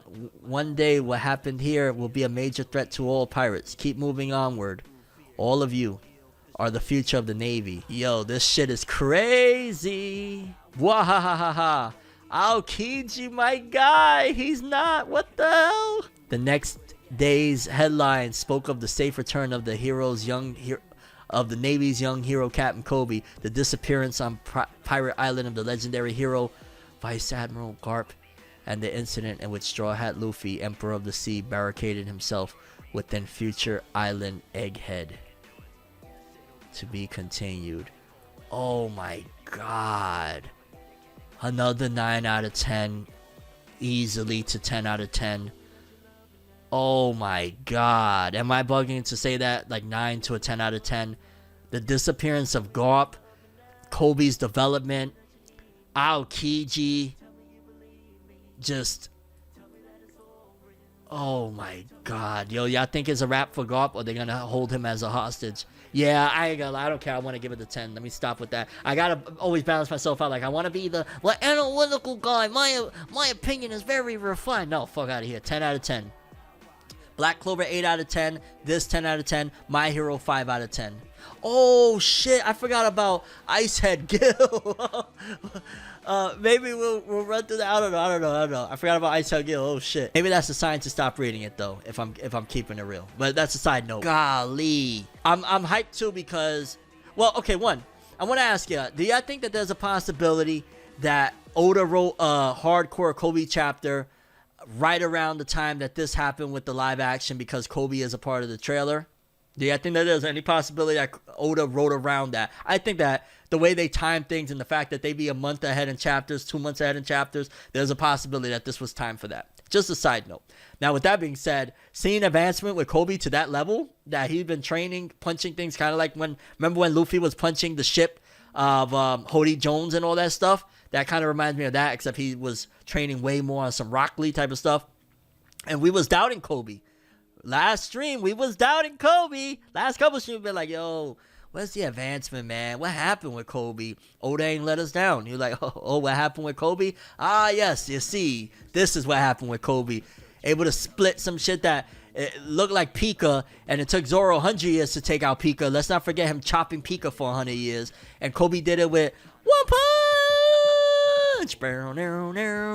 Yo, Luffy gonna have a problem. Luffy gonna have a problem. He got a problem. Yeah, I think they're gonna hold on to Garp as like some sort of hostage or some shit. I don't think it's curtain for Garp. But yeah, that was a phenomenal chapter. 10 out of 10. And there's no One Piece. Oh my god, yeah, I forgot. I think there's no One Piece next week either. I think literally all we have next week is Jujutsu Kaisen. So you know what? I don't feel bad about skipping out on Icehead Gill, because we will read both chapters of Icehead Gill next week alongside Jujutsu Kaisen. That's what we'll do. So I saw this theory, and I want to address it because I think it's a really dope theory. Kawaki, if he is in power, if he's the Hokage, if he is, running things, or if it's just the simple fact that because he is Kawaki Uzumaki in the Boruto time skip, that based on Sarada's character design, based on Kawaki's character design, and based on the dialogue from episode 1 chapter 1 of Boruto with the time skip about the end of the Shinobi era or whatnot, notice Sarada doesn't have a headband on. Notice Kawaki doesn't have a headband on. Notice that this is a mirror of Naruto about the whole headband situation. Remember Sasuke taking off the headband and whatnot? But it's always mirroring it, but essentially doing things slightly different. Maybe Kawaki has decreed already, when we come from the time skip, the end of the Shinobi era, and anybody caught wearing a Shinobi headband, you're gonna be killed. Because of his obsession with helping to secure the Hokage entails ending the Shinobi era, because he feels without the Shinobi system in place, Naruto will be truly safe from any Shinobi attacks. He has the karma mark and he's running things now. Mind you, he's still very immature mentally in certain aspects to be able to understand the grand scope of just because you abolish the Shinobi era, look what's about to come. Code and these 10 tails is going to stomp you down. It's not the Shinobi era itself, it's the world. There is a high possibility that Kawaki has barred the idea of being a Shinobi already returning into this time skip. And that's why Sarada has replaced having a headband, and now she has that choker or whatever the heck, that weird thing that I still don't really care for, around her neck, and Kawaki doesn't have one. And that dialogue back and forth between Boruto and Kawaki, you didn't have to go this far. Kawaki saying it's the end of the Shinobi era, and Boruto saying whatever he says about like if Shinobi continues on. I think that would be crazy. That would add more to things change, because ideally a time skip, things need to change. It's not a time skip and there's no progression, nothing has changed if we don't have something drastic happen. If it has been abolished to be a Shinobi, you gotta think, okay, what is the chain reaction to everything? And what are people doing now? Is it just like they're moving like militant style, like it's a military and an army now? How do other people feel about this situation? If Kawaki weaseled his way to the position of either Hokage on some reversing it, like how Gaara was Kazekage at the beginning of the time skip, now the main character of Konoha is the Hokage. What does that do for the dream of being Hokage as well, if Kawaki was able to manipulate the whole world into becoming Hokage on top of that? And again, how do people react? Sarada, you already know, if she knows 100%, she definitely probably wants to take Kawaki's head. Like, how dare you? You destroyed everything that I wanted to be. Everything, her dream is being the Hokage of the Shinobi world. So Sarada is going to want her get back. Sumide, knowing what's going on, Sumide is going to kind of want to sort of get her get backs. How does Shikamaru feel about that, being the analytical, cool-headed guy? Maybe he goes along with it because he's manipulated into thinking this is the Hokage's son. If this was what he wants, I may not agree with it, but I'm going to rock with it to the fullest. How does Konohamaru feel about this situation? He might just go along with it because, again, that is Boruto in his eyes. That is Naruto's son, so I'm going to rock with it, even though he might not agree with it. Sakura from the sidelines might be like that little pipsqueak piece of crap. I don't like him, but what can I do about it? Because, of course, even though Sakura is so much better in Boruto, they kind of sideline her to a certain degree. Rock Lee, I feel like, would just be continuously training and not really thinking too much of it. We are no longer Shinobi, Guy Sensei, sir! And Guy Sensei, Lee, we had to put up the headband. So I feel like a lot of people are just going to have to suppress it. They're going to be like, it is what it is. He's Naruto's son and that's what he wants to go with. That's what it is. But then also you got to take into, let's look at a worldview. Konoha might follow suit. Do all the other nations follow suit? Does Konoha get thrown out of the what is it called? The land of fire? Do they get removed from things? How do the elders of Konoha feel about it? Because remember, they have a very powerful position of, and say so of all this scenario. So how do they react to things? Does the Raikage jump in? Because Raikage don't play that shit. What do you mean this little pipsqueak piece of crap gonna come and tell me I can't be a Shinobi? A is gonna break Kawaki's neck. Okay? You whose son? The guy that I had crying in the snow begging? Him? Yo, A gonna destroy him, bro. A gonna come back. Yo, I'm Raikage for 5 seconds right here real quick. Yo, let me handle this little guy. Let me handle him. You know what I'm saying? So A ain't gonna play that. But it's not Darui's the Raikage now. Darui might be just chill about it, so Darui might follow suit. If Gaara stepped down as Kazekage in this time skip and allowed his son Shinki I don't think is gonna play that. I think Shinki is gonna be like, nah, we still Shinobi over here. Okay, we're still Shinobi over here. Unless Kawaki, and because of, again, Ada's influence, was able to manipulate everybody into following suit into the end of the Shinobi era in order to protect the world from devastation, to unite all peoples within our nation. Then that would actually make sense into the vortex situation of, well, we're not going to be traveling around because Boruto and Sasuke can't, because all of these villages are going to be aligned with what the new Hokage said.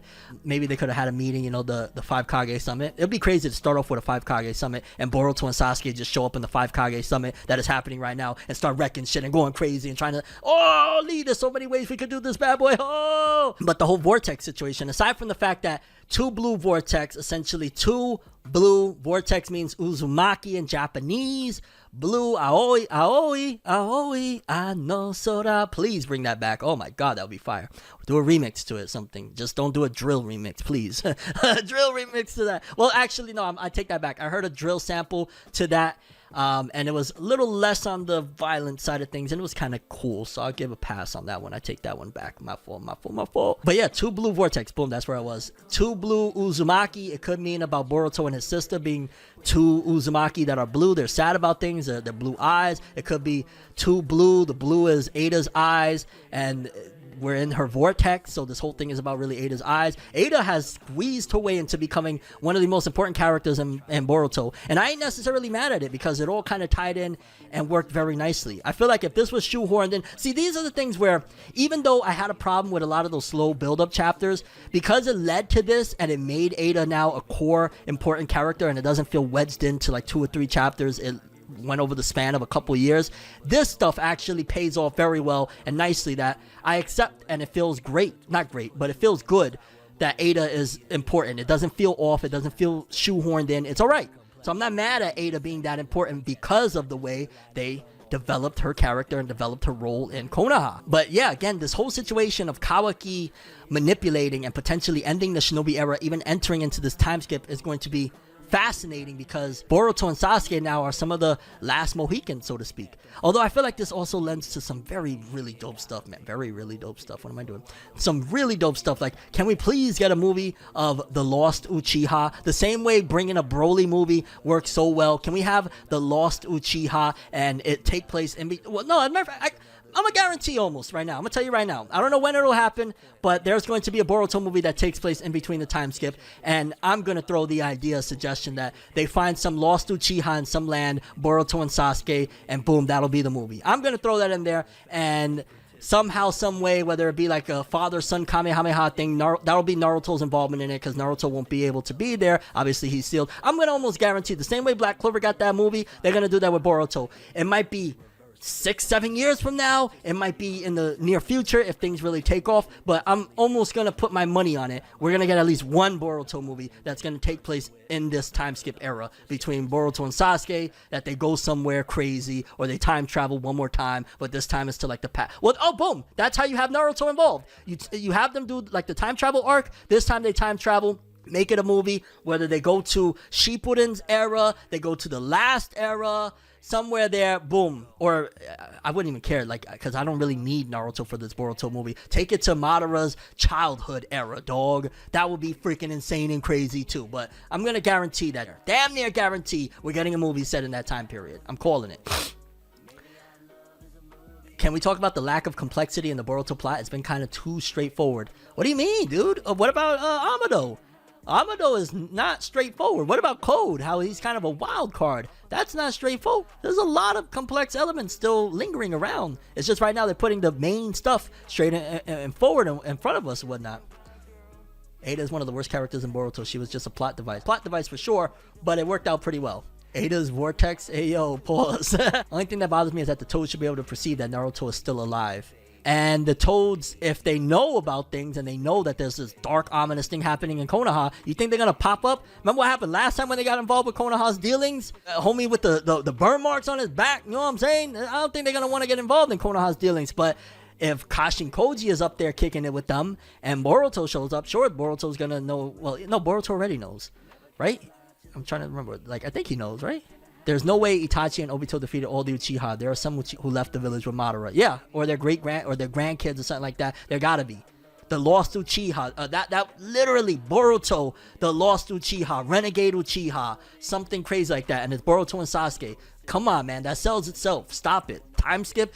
It's too bad that they're not putting that movie out right now. They should have been working on this movie, had this all strategized before the manga returns. Drop that movie the next month or literally the same week. The first manga chapter drops. Everybody's running to it. That's it. You just saved the Boruto manga. Why do I have these ideas and they don't? I don't know. Maybe they want Boruto to be that Naruto fans don't. Maybe they want, I was thinking about this the other day. Maybe they want Naruto fans to not care about Boruto. Let me explain. Maybe they're treating Boruto as the Naruto hiatus. Maybe they've been trying to treat Boruto as the Naruto hiatus, except when it's like, we got to make a move because maybe investors is like asking questions or whatnot. So throw Naruto and Sasuke in there real quick. Make them have some transformations. Do something cool with them. All right, get them out of here because this is the break that everybody gets from Naruto and Sasuke. Makes you miss Naruto and Sasuke. You eventually bring a new Naruto series. Everybody, oh my God, Naruto's back! Hey! So I've been thinking that maybe purposefully they've been trying desperately. That's why the anime focuses in on everything except the characters that we know and love, because this is meant to be the Naruto break so that you miss Naruto. Since Naruto's name would still be on the summoner's registry, it would be weird if Fukasoku doesn't go to Kakashi or whoever is in charge and say that Naruto's connection to them is still intact. That is fact. That is fact. And maybe there's already a few people that are awoken, but they can't make moves because they're in a bind. I could see Boruto and Koten. That's actually brilliant right there. There's a lot of things like, photographs. Like, so did all the photographs switch too? There's a lot of elements to consider of like how things happen. It could very well be that Kawaki just went militant. And it's like, even if you know these things, like, what are you going to do about it? He got the rest of the village fooled. Like, just think of, is it North Korea or whatnot? Like, no matter what, these people are all just, it doesn't matter what you tell them. You know what I mean?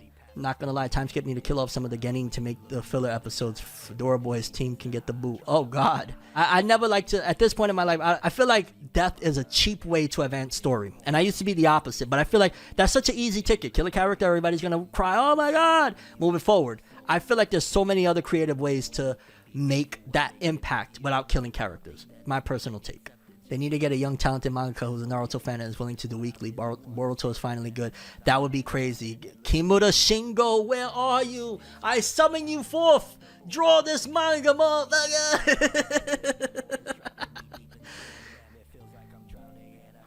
Sasuke did say his mind is being forced more when he tries to resist. Yeah. I don't think an Uchiha movie without Sarada would make any sense. She is related to them. Could be that she had a crossover. All it takes is literally one dialogue. Well, I did see Boruto that one time. There you go. If it's already planned, which I guarantee that's probably planned.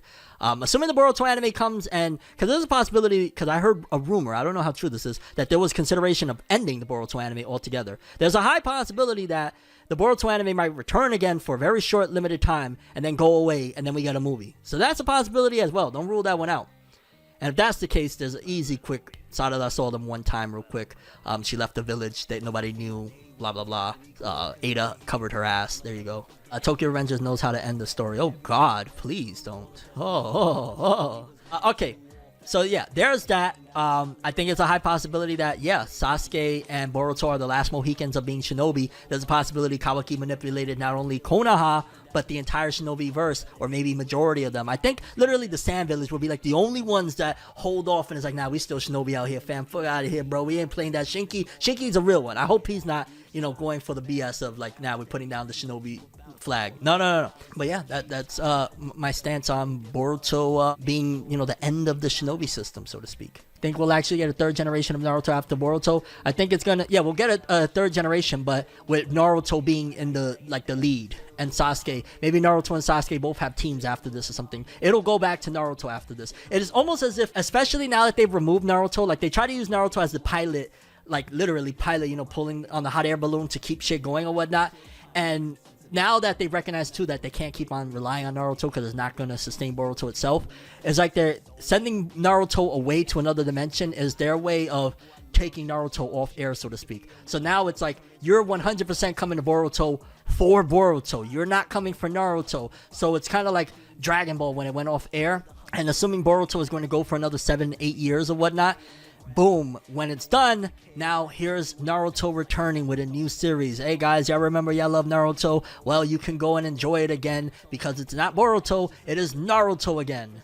And maybe it'll be literally Boruto's son will be named Naruto. So we'll have like Hokage Naruto. He steps down. Because remember, Naruto's going to look pretty much how he looks right now in the next part. So think like JoJo's Bizarre Adventure. Remember how Jotaro in part 4, he almost looks like younger than he did in part 3. And I think in all parts, even in part 6, Jotaro still looks the same. They're going to try and do that for Hokage Naruto. Hopefully what they do is, in this new part, whenever it happens again 7-8 years from now, which it will happen, mark my words, mark this stream down, mark these words, whatever, that'll happen. Naruto part 3 or the next Naruto series will happen. It'll just be way after Boruto. Hopefully he has more Jiraiya-esque hair, because let's keep it real, you put a new trailer a few years from now when people are already like missing the hell out of Naruto, there's no more Naruto and Boruto and whatnot, you put out a trailer, Naruto with a more Jiraiya look, this is life after Hokage.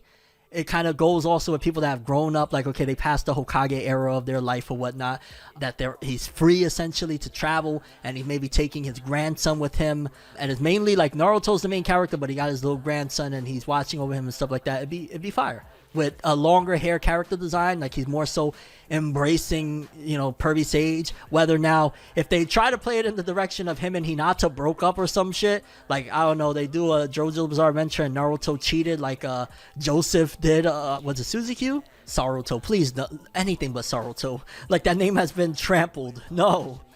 I wish to God they announced bi-weekly chapters for the Boruto Twin Blue Spiral, please. Or, oh my God, even if it's just like, maybe a little bit, I don't want to just say like just straight up My Hero length, but like 13 to 15 pages weekly. Get Ikamoto a team and put it in Shonen Jump. I promise. I'll talk about it every freaking week. I promise. A lot of people will read every freaking week. I promise. Come on, you want to do it. But more than likely, unless this V-Jump announcement, or unless this new chapter in V-Jump on August 20th is like a big announcement, like, yo, Boruto's moving to Shonen Jump, they probably gonna continue on with this monthly thing. Naruto, the Ramen Sage, God, the Ramen Sage. Why can't they just stop the sequels already? They have been disintegrating the franchise for almost a decade now. Dead Zombie, look at Dragon Ball though. Dragon Ball came out in 1984. We're literally approaching, what, 30 years? Wait, 94, 2004, 2000. We're approaching 40 years of Dragon Ball, and we have an ongoing manga right now. It's gonna go, dog. Whatchamacallit? Why can't no? Saw a video about Rock Lee and 1010 breakup. I've seen the people keep on talking about that one. That's a very interesting one. Boruto Netflix live action. Oh god. I don't think, considering we haven't had Naruto live action yet, I don't think we'll ever see a Boruto live action, or at the very least for a very long time. I personally think that he and Hinata get out, he steps down as Hokage, and that's how they just cop out and put Konohamaru as Hokage as a placeholder for Sarada, kind of like Kakashi, but without giving Konohamaru any cool fight. I think they're going to redeem Konohamaru in this time skip. I'm going to call it. I think he gets redeemed, and he does some crazy shit, not necessarily dying, but goes out in a blaze of glory, and everybody's going to love Konohamaru. I'm going to call it. Konohamaru won't die, but he will have the most epic moments and maybe actually deserve the title of Hokage after Naruto. Since I think he'll want to spend what's left of Boruto and especially Himawari's childhood, so I 1,000 think he's stepping down immediately, if not like after Konoha is rebuilt. That would make sense, considering too, prior to Boruto, or early Boruto, one of the biggest things was Boruto was upset. I want to spend time with my father. Himawari's birthday was ruined because of that job. Naruto would be like, yo, I achieved my dream. It wasn't what I thought it was. Time to be with my kids. So maybe that's a high probability. Joseph was that dog. Black Panther, he was. Dragon Ball is a walking Brinks truck. Naruto live action could work better than One Piece if done right. Facts. I think Konohamaru is going to get redeemed heavily. I think Konohamaru, maybe I'm just like wishful thinking, but I feel like it's so easy with this time skip to make Konohamaru a beast. Make Konohamaru one of the coolest characters. Have him with a redesign, Brawlic, ready to do whatever, all of that stuff. Break him out of the spell early, and he's just doing anything and everything to save Boruto. Let's take a look. Let's play it in 3, 2, 1. Boom. already it looks so good. Mind you, I've seen some snippets of this already, but this looks so fire. Oh my god, this episode, look at it. Oh, Joy Boy. Look at that, man. The Sakuga, the fluidity. I can do everything I wanted to do. And you hear Luffy's voice actress? The playful nature in the voice. Like extra playful, extra happy. This is my peak. I love it. I love it, bro. It's getting fun. I love the fact that this is very, very different from, you know, a seriousness of Ultra Instinct or a seriousness of Super Saiyan or the seriousness of, you know, normally big transformations is always the exact opposite. It's not funny. It's not laughs. It's not good energy. I'm mad and you're gonna pay for this one. But this one is a lot more on the, no, this is actually like, yo, this is kind of dope. This is funny. This is something very different. Hold on. Wonder if Looney Tunes gave Oda inspiration for Gear 5th, Bugs, Daffy.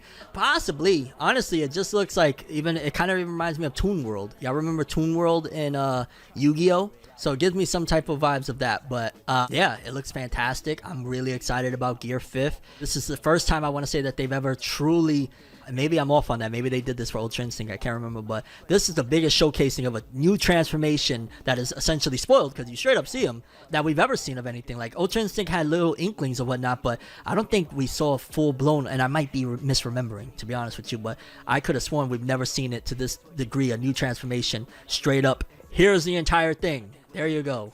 Guess what? The last episode of Gear 5th Fight and Boruto Chapter 81 come out on the same day. August 21st is a Super Sunday. Oh, is it? Okay, so that's the last. It would have been dope if it was the Gear 5th transformation on the same day as Boruto Return. That would have been crazy. They didn't give a damn about anime onlys. They don't. They don't. Also, they have a ending coming to One Piece. One Piece hasn't had an anime ending, you know, the song, in years. Like 20 freaking years since they've had an anime ending. They usually just have like the super long opening episode and then ending. So I got to imagine that's to make up for the fact that Oda took these breaks and whatnot. So to make up for the time, adaptation-wise, they're like, yo, let's put an ending that'll stretch out a good 3 to 4 minutes, or 2 to 3 minutes at the very least at the end of an episode. Less time of what we have to animate. Just throw an ending song. But that means that these episodes are going to be massively short. You get about 2 minutes, two to 2.5 minutes of the opening, maybe a minute and a half. I might be stretching it. So you figure about like 3 to 4 minutes on just opening endings, recap in the beginning, and then all those dragged out scenes of, look at these rocks. Look at the water rushing onto the rocks. Look at just like all of this other shit, opposed to look at the fight, look at what we want to see. OP already have 8 minutes wasted in the start. Yeah, it's madness. So now with that ending, episodes are going to be ridiculously short. And maybe they might even keep it that way. Who knows? Maybe it'll be better for a production schedule, because at the end of the day, Oda does need those breaks. So it's like we're stuck between a rock and a hard place. Like, I prefer to get short episodes and Oda be better off mentally, emotionally, and physically and all that stuff. So it is what it is. So I made a Forever News episode. I released it earlier today, 12 p.m. EST, every Saturday, Forever News. And in it, I basically once again stated I am not going to be watching the One Piece live action. Without getting too much into it, because I'm not on a beef streak. I'm not ducking no smoke, let's be very clear. But I'm not trying to get into any online battles. If it comes, it comes. But that's not where my heart is at. And in all honesty, when it comes to the One Piece live action, this is Eiichiro Oda that is behind it. This is the One Piece name that is behind it. This is the story that I've been following for 13 years that I want to see succeed. Just like I've been the same mascot that has been champion. Come on, let's get the live actions to win. Let's get a dub, let's get a dub, let's get a dub. For many years, despite the fact that they end up bombing, I've always been the guy like, yo, I kind of like Cowboy Bebop. And I still stand on it. I kind of like the Cowboy Bebop live action. Last episode sucked, but I kind of liked it. So this is the same guy that's been championing these things to win for a little minute. But I'm never gonna, especially where I'm at with my life, I'm never gonna lie, and I'm always gonna keep it real about how I feel. So again, without going into details on the who's or whatnot, but if you've been following my streams on here, if you haven't been following, definitely hit that follow button. And if you want to get a copy of my album while we're here with it, my album The Rise of Tim Roosevelt, hit that subscribe button. Send me an email at nimrodmediainc@gmail.com with proof that it's you and your mailing address, and you get a free copy of my album The Rise of Tim Roosevelt. This album is about growth, change, healing, all of that stuff. Everything of who I am today, how I got here, all of that stuff is in here. So we do these streams 2 to 3 times a week, and we have a great time and whatnot. But about a month ago, I want to say it was probably a month ago, when the first trailer came out for the One Piece live action, I was streaming, and I streamed my reaction to the live action One Piece trailer. And for the most part, I would say that I was very fair, and I was more so even fair than I normally would be, simply because I had somebody that I was somewhat familiar with. If I'm just being honest, I was familiar with. We've exchanged some messages. We've had some dialogue. Just about that. Like, yo, we've messaged maybe 6 times, 8 times at most in the last couple of years. And we was just kind of cordial and whatnot. Because of certain aspects, was a little bit more enthusiastic about it, and in general, because I love One Piece, I was more enthusiastic as well. But I watched this trailer, and I'm very honest with my reaction. You can go watch it on my Fornev Media. Is it on Fornev Media or on Fornev? It might be on Fornev. Maybe a couple weeks back, a month back, my reaction to the One Piece live action first trailer reveal. And I basically said, like, yo, there's certain aspects about it that is Buggy kind of looked like nightmare fuel, certain aspects, and I'm going to address some of those things right now as well. But we'll get to it in a second. And I was like, but I still want to give it more time. I want to see more before I make a final judgment on it. Because, you know, I kind of want to see this thing win. I even say, I think, in that reaction live, I want to see this thing win regardless, right? So, for the most part, neutral, leaning more towards giving it the benefit of the doubt. Is that, before we even continue any further, do you think, with me having a cordial conversation with somebody that is involved in the process of creating this One Piece live action, do you think that in any shape or form, me saying things like that, little quips of like, yo, it kind of looks a little kiddie, because it felt very light, and that's not a bad thing per se, like that, it's not. And I think I said something about Luffy having an accent. I was kind of thrown off about that. I watched One Piece in Japanese and I watched it in dub. It was shocking to me. That's all. Not that I would have a problem with it, because I know many people have accents, and I'm under the Puerto Rican label. As a matter of fact, I want to address this real quick before I forget about the accent thing, because that can be misconstrued or whatnot. I don't, and maybe I'm a different breed, but I don't really care about language. And I very much so care about language, but I don't really care about language. And you're probably thinking, well, what are you talking about, dog? This English language, Spanish language, or whatnot is not what people were utilizing thousands of years ago. We was talking in tongues, homie. So if I'm being very frank, I don't give a fuck about representation via having an accent or via any of that. I don't care. We're not talking in our natural native language anyway, so I don't give a fuck about it relates to me because he have an accent. I don't care about that, homie. And if you're watching right now, you know who you are. I don't care about that. We're not talking in tongues, which was the native language that we had before language actually came into existence. So let's be very clear. I don't care. It doesn't make me feel good about homie having an accent. That doesn't shake me one way or another. That was for you. You know who you are watching right now. I know you're watching. So I do the live reaction. I do it with good intent of, like, I'm holding it down still, trying to be a good person in general, because I'm kind of okay with certain person on the team. I go about my business, I post it up, and yo, Siobhan, chill. For the record, I've been saying no, chill. We're not, no. We're at a different level right now. None of that violence or any of those things and whatnot. Although certain people think that they could talk to me any which way and kind of come across in that scenario, I'm at a different space in my life where I'm not trying to go in any of that type of direction. I want to be very, very clear, because I would go against everything that I stand for and everything that I am today. Although it very much so comes across as, wow, the way people think that they can interact with people. So a few days pass, and boom, I get a message. And I'm like, wonder what. It's like 3 o'clock in the morning, mind you, that this message is sent. I think I'm up at it's like 5 in the morning. I'm working on, I don't know if it's Forever News. I don't know what the hell I'm doing. I'm doing something there. And I look, and it's 3 o'clock in the morning. And I'm like, what's this message from person that is attached to creating the One Piece live action show? And I open said message, and I'm like, okay, let's see what's going on. And this message is in response to my live reaction, where I was essentially trying to be as positive as I can without lying, without being fake about how I truly feel, and giving it the benefit of the doubt.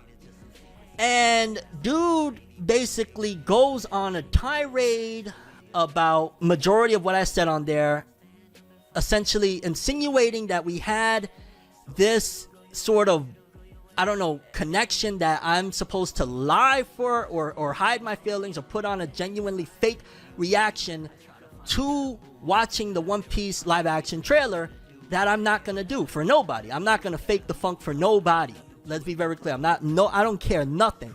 I can put on the best possible, giving you the benefit of the doubt. I can put on being as respectful as I possibly can, but I'm not gonna lie. And on top of that, again, that was live content that I had posted of my reaction to the One Piece live action. My first time watching it, my first response to it. No, you know what I'm saying? Ain't pre-recorded, ain't pre-scripted. It was just genuine. And dude goes on in these messages to get disrespectful. Person attached to the One Piece live action creation gets disrespectful on some, I'll just give you little tiny cliff notes from it. I understand you have to do this to get views because of your dying channel. Homie, a person of color, talking about this is pretty much my criticism and my reaction to Luffy's Luffy's actor having an accent of what I just explained to you guys again, that I don't care about language. We're not talking in tongues. I don't give a fuck about Spanish, English, none of that shit. It mean nothing to me. We're not talking in tongues, which was the original language before language came into existence. So I don't care about none of that. But homie was just talking spicy. So much so, I want to give him a point. Make sure you keep that same energy when you see me in the real. Mind you, this person is one of the people pretty much so notable on the One Piece live action. I couldn't believe my eyes. I was just there like devastated of, oh my god, who do you think you are to talk to me this way?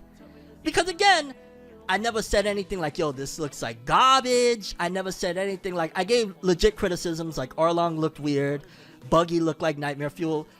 But I want to see more was the biggest thing I went away from saying about this thing.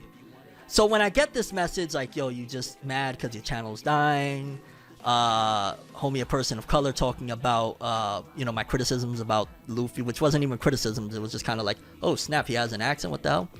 And all of this rhetoric that I was so, like, disgusted. I don't want to say hurt because, again, we didn't have a relationship. I had no expectations, which I would assume you have no expectations of me to lie on your behalf or fake my funk. I don't do that. Not especially where I'm at in my life at all. I'm not going to do that for nobody. So when I see that, I'm like, okay, so I don't have, again, there's no expectations, but how dare you talk to me that way when I was nowhere close to as nasty as I could have been about the live action. So for a bit now, for about a month, I've been feeling like, okay, I don't want to, because I just pretty much left homie on mark as unread, and I'm not going to reply. Because I was just like, wow, what do you even say to that? All I could have literally just said was bet. But this is my bet to you, buddy. This is my bet. First of all, talking to me of like, when I see you say that in my face or something like that. Come on, dog. Don't even, why? Why would you say something like that, homie? Why? Come on. Really? You know what I mean? And by no means am I trying to say like, yo, you don't want none of this smoke, you know what I'm saying? I'm Adam 22. I'm just there like disgusted. How dare you? How dare you attack the fact that I'm no longer focused on YouTube. So absolutely, the fact that I'm not uploading 10 gajillion times a day, my channel was hurt considering my algorithm was based on me uploading 10 gajillion times a day. And I'm building other stuff that is meaningful, that is meant to last longer than reviews and reactions would. Like, I do these streams, partially it, you know, helps to build other avenues and also helps to promote my music and helps to help people in general with like advice or whatnot.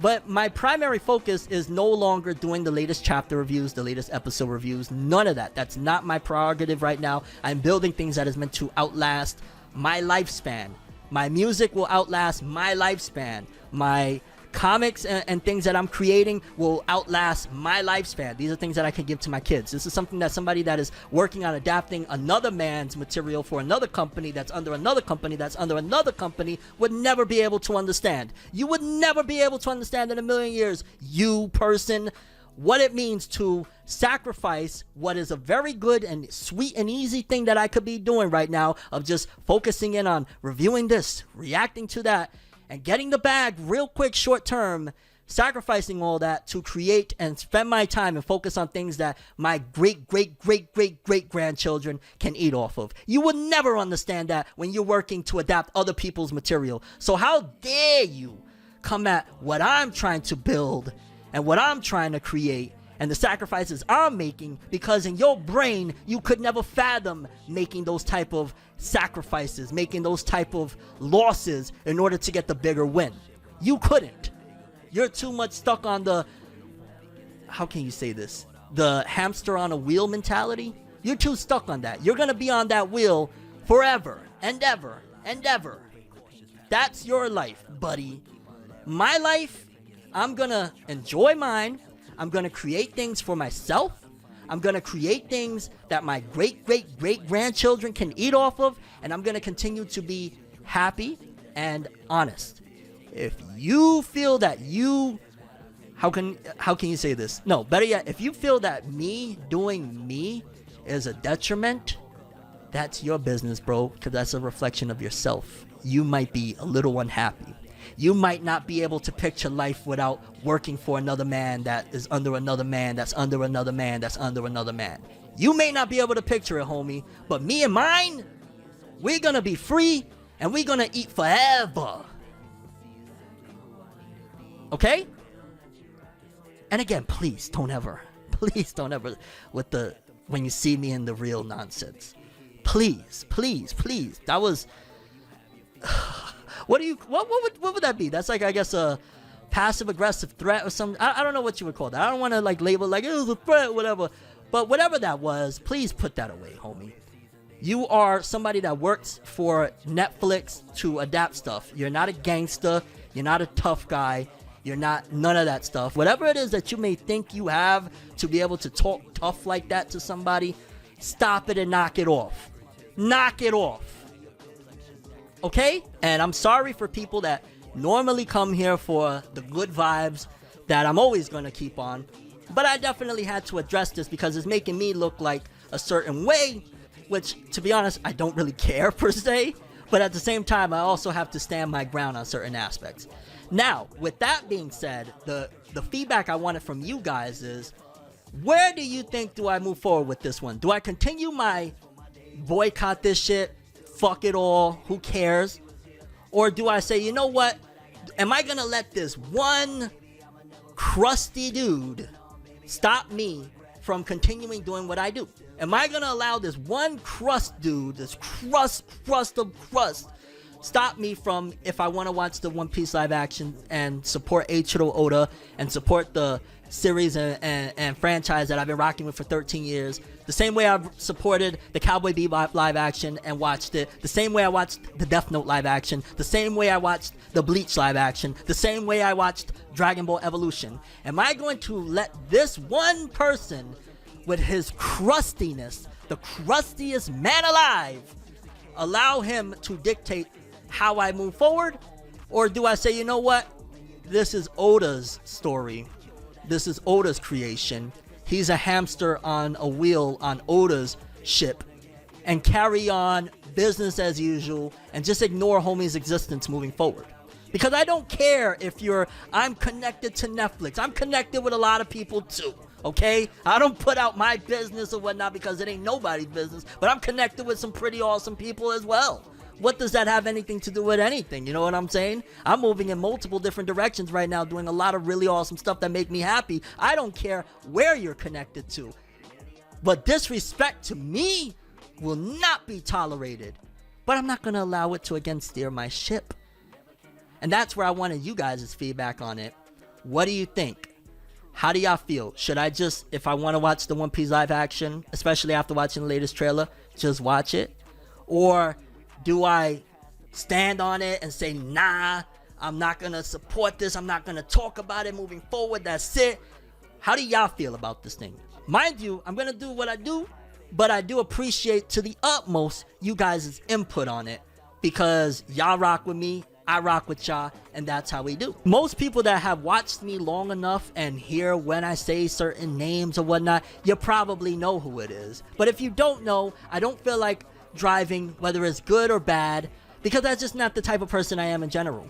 Now mind you, if it gets to an escalated point, if homie decides to make some weirdo vlog like, oh, let me tell you why I did what I did, then we can continue on and we can address this even further down the road. But until that point, I think we're just gonna continue on and doing our thing. See, that's the thing. I'm not gonna lie. When I saw yesterday's trailer, mind you, there's still a lot of problems with it. I'm gonna be real. There's still a lot of problems with it. Who casted Goldie Roger? And we'll take a look at it again. I'll have it up and actually, anyway, we'll take a look at it again. But I've watched it, and there's problems. The casting is one of the main issues. Who casted Roger? I get it. I'm not expecting you to get Johnny Depp per se, even though Johnny Depp will be great. I'm not expecting Johnny Depp per se, because his budget and his asking price would be astronomical for a small appearance in the beginning of One Piece. But the casting for Roger is horrible. Arlong ain't looking up to snuff at all. What else? There's a few different aspects. The fact that they continuously show you action scenes and pan away really quick is a little scary, of like, what are you trying to hide? Why can't we just see the damn thing? So there's still problems on there. I'm still not a big fan of the casting for Sanji. Zoro is a great casting. Zoro is phenomenal. Shout outs to the brother that does Usopp on there. I rocks with homie in terms of what, you know, he's been doing. He started off as doing, he's a rapper. He started off as doing some music or whatnot. So shout outs to homie doing his thing. I think Luffy is okay for the most part. I'm not all super gung-ho about him. I like the playful nature that he brings to the role. Not really a fan of the casting for Nami per se, but maybe we'll see something different. And what else? I'm trying to think. Is there anything else? Oh, God. Shanks' casting. Ooh, no, not for the legendary Shanks. What do you do? I was not a fan of Shanks' casting. So Shanks' casting gets a super thumbs down for me. And Mihawk. No. So it's kind of almost like the legendary characters, they just bombed badly. And what I mean by like the older legendary characters, they bombed badly. Like Shanks, not Shanks, I'm sorry. Shanks. Well, yeah, Shanks, okay. Ugh, I don't know, my brain just went. Roger, Goldie Roger, horrible casting. Shanks, horrible casting. Arlong, Mihawk, Zoro, great. Luffy, okay. Usopp, great. Nami, I want to see more though from Nami. I'm gonna give her the benefit of the doubt. And Sanji, casting look wise is as good as it can get, as long as it's a whole, it's goofy and fun. Mihawk decent, stop the cap. No, I'm being real. This is genuinely how I feel. I'm telling you, like, yo, Zoro's great. I'm massively excited to see Zoro, you know what I'm saying, if I end up watching it. There's a couple of characters I'm like, oh, yeah. I'm not going to lie here, though. I'm not going to sit here and say, yeah, man, Mihawk is fantastic. I personally don't really care for it, the casting.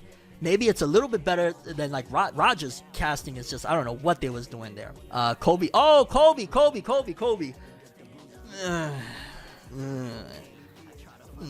Honestly, how I feel. I'm not going to lie. If you disagree with me, by all means, disagree. I'm not saying you got to agree with me. It's my opinion. So, okay. I ain't mad at Nami as badly, but definitely the costume is kind of and I don't know. So like out of that whole thing, what I said was Zoro is great. I'm really hyped for Zoro. Luffy, not that bad. I'm not gonna lie, not that bad. Usopp, great. Shout outs to dude that plays Usopp. Who else? Sanji, I'm not a big fan of it. Did I say Nami already? Nami, I'm not really rocking with it. Like, I'm kind of for Nami. Not that I hate it, but I feel like it could have just been better. The costume could have been better, and in general, I don't know if she really has that Nami vibe. Roger, no. Goldie Roger, no. Shanks, maybe his acting. We got to see more of Shanks, but in terms of the look, nah. And what's the other one? Shanks, Mihawk. Looking at him in this time around in the trailer, I'm not as mad at it per se for Mihawk, but still I'm kind of like, it's alright. And Arlong is like, ooh, I don't know. But this trailer way better than the first trailer. Shout outs to Eiichiro Oda. Shout outs to Shueisha. Shout outs to pretty much everybody except that one person. Like, hey, don't think we heard Usopp speak yet. I'm gonna have faith in homie that's playing Usopp though. I rock with him. Tim, you see Oda's message? I saw that Oda put out a message. I'm gonna keep it real. I didn't even read it. And maybe I should read it. Should I read it? So the live action One Piece, the teaser and the trailer are now out, and the launching date for the show itself is set for August 31st. I'll say this, there was no compromises on this show, and the festivities have already begun. It's already fun seeing the flurry of reactions after each release of information, and the very fact that adapting One Piece into live action was conceived 7 years ago is wild. How will this world be brought to life? There was so much that went into it, all the efforts by the actors, the building of the world, and the costumes presenting things in a way that can only be done in live action. The dialogue and the entire process of so many people putting their heads together was a festivity in and of itself. After the launch, I'm sure I'll hear about some people pointing out how this character is missing or that scene is omitted. So he's already prepping you that there's going to be characters that are removed from it and scenes that are removed from it. So just beware of that. Or this bit is different from the manga, but I'm sure they'll come from a place of love, so I intend to enjoy even those comments. LOL. The story will span 8 episodes and take us up through you know where. I'm guessing Arlong Park. Even after the shoot was over, there was numerous scenes that production agreed to reshoot, so those rumors of reshoots wasn't a lie. Because I felt they weren't good enough to put out into the world. On the other hand, there were also some lines that I thought didn't feel like Luffy on paper, but when I saw the film scenes, I went, it works when it's Inaki performing it as Luffy. As a matter of fact, it works great. Inaki is the actor who plays Luffy. There were so many things that had to be done to keep things from looking too unnatural in live action. The producers and the crew are pros at live action, and frankly, there's One Piece super fans too. The more knowledgeable you are about One Piece, the more you're likely to notice the love they poured into this. It was June when we made the final decision to go ahead and launch the show. My editor, who worked so hard on this, actually cried as he said, it was such a long journey, lol. Not that working on something guaranteed success, of course. But now I just love that this production team and the cast so much that, by now, I just love this production team and the cast so much that I can't wait for them to get the acclaim they deserve from everyone around the world. And if by chance people have some gripes, I'll be there to receive them together. Now, whatever feelings you choose to harbor, in the meantime, it's still going to be 1 month. So please have some tea as you wait. Shout out to Goda. Shout out to Eiichiro Oda, the GOAT. But that is facts of Oda saying that there's going to be characters and scenes missing, so look out for that. But if they're super minuscule and trivial type of deal, we can forgive it. You know what I'm saying? I'm real, man. I don't know what more to say because I feel like I'm kind of on trial or whatnot, but I don't really care at the same time. Like, whatever. Like, yo, this is how I feel. This is bad. This is good. This is bad. This is good. This is bad. This is good. I love Oda, but everyone wants to promote this stuff, so I won't trust it until I see it for myself. Because I remember leading up to Dragon Ball Evolution, Toriyama said, Dragon Ball Evolution, it's different, but yeah, go check it out. So I remember that. Even Toriyama was on board with Dragon Ball Evolution before it came out. But we'll see. But again, yeah, I wanted to address that. Shout outs to everybody else that was involved in the creation of this. And you know what, even because maybe it's that you just needed some type of validation or some shit like that. Shout outs to you, homie. I hope, you know what, I'll end it with this of talking about homie that, sent me that venom and whatnot. God bless you, brother.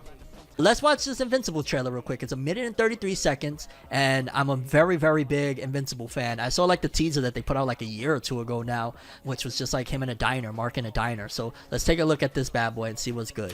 Let's watch this. I am beyond excited, people. I'm gonna be honest with you. So expectations are through the roof. Let's see what this trailer brings forth. For some of you, probably seemed like this day would never come. Okay. Hey, there we go. If you're ready for this. Oh, so it's a graduation. Okay. You have no idea what I'm capable of. Okay, so Mark is a lot darker in this one. Shout out to Steven Yeun, Mendito. Oh god, I'm whipping out the Spanish. Oh, I never talk in Spanish like that. Never apologize for saving lives. Subtitles is weird. Hey, Adam Eve, let's go. Okay. I'll tell you right now, the art and animation isn't a giant leap like I thought it would have been. Off rip, that's one of the things while I'm watching this, like art and animation. And mind you, this is still a teaser trailer, I think, but art and animation ain't crazy big of a leap like I thought it would have been. I'll say that. And now they're just spamming credits at us. Okay. I wish she was dead too, but not for you. Kill first and ask questions later. That sounds like the Joker. What the hell? Virtua against... Okay. The Great Purge. Oh, God. And, of course, J.K. Simmons. Oh, my God. You should have died at birth. New episodes. November 3rd. Oh, snap. We got a release date. Let's go. November 3rd. Oh, my God.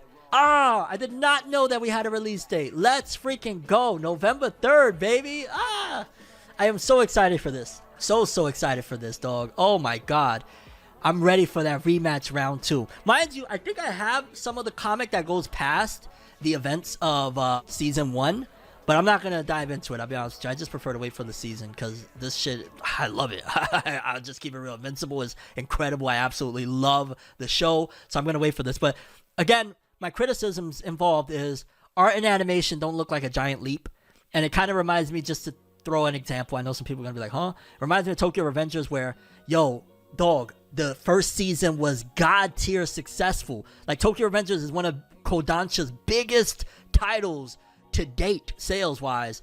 Second season, the art and animation doesn't have no upgrade. In fact, second season of Tokyo Revengers art and animation was arguably sometimes a decrease. And Invincible, it doesn't look like the art and animation is like a giant leap with this trailer at the very least. Oh my god, yeah, Omni-Man, dog, that ending, you should have died at birth. Let's go, bro. This is gonna be incredible. November 3rd. Oh my god, Thanksgiving time. Let's go. Like Halloween, move already so we can get there, dog. That looks great. Or not that it looks great. It looks good. It looks very good. I'm more so just hype about, okay, we finally have a date. We got a little bit of a trailer. As we keep on going, we're going to get more. I want the next trailer, or when we're getting closer, I want a big trailer of Mark versus his father. We need Invincible versus Omni-Man. I want to see it, and I want Mark this time around to get his get back a little bit at the very least because he got bodied. And they're hyping it up in this trailer, you know, Virtua versus Virtua. Is that what it's called? I think that's what they said, right? That's okay. I want to see some of that, but I'm massively excited. Hi, Tim. I'm working on Invincible Season 2, and I saw your review. No mouth frothing? You're still in your chair? Didn't spit out your water? Did you even see Shanks? Keep that energy in the ring.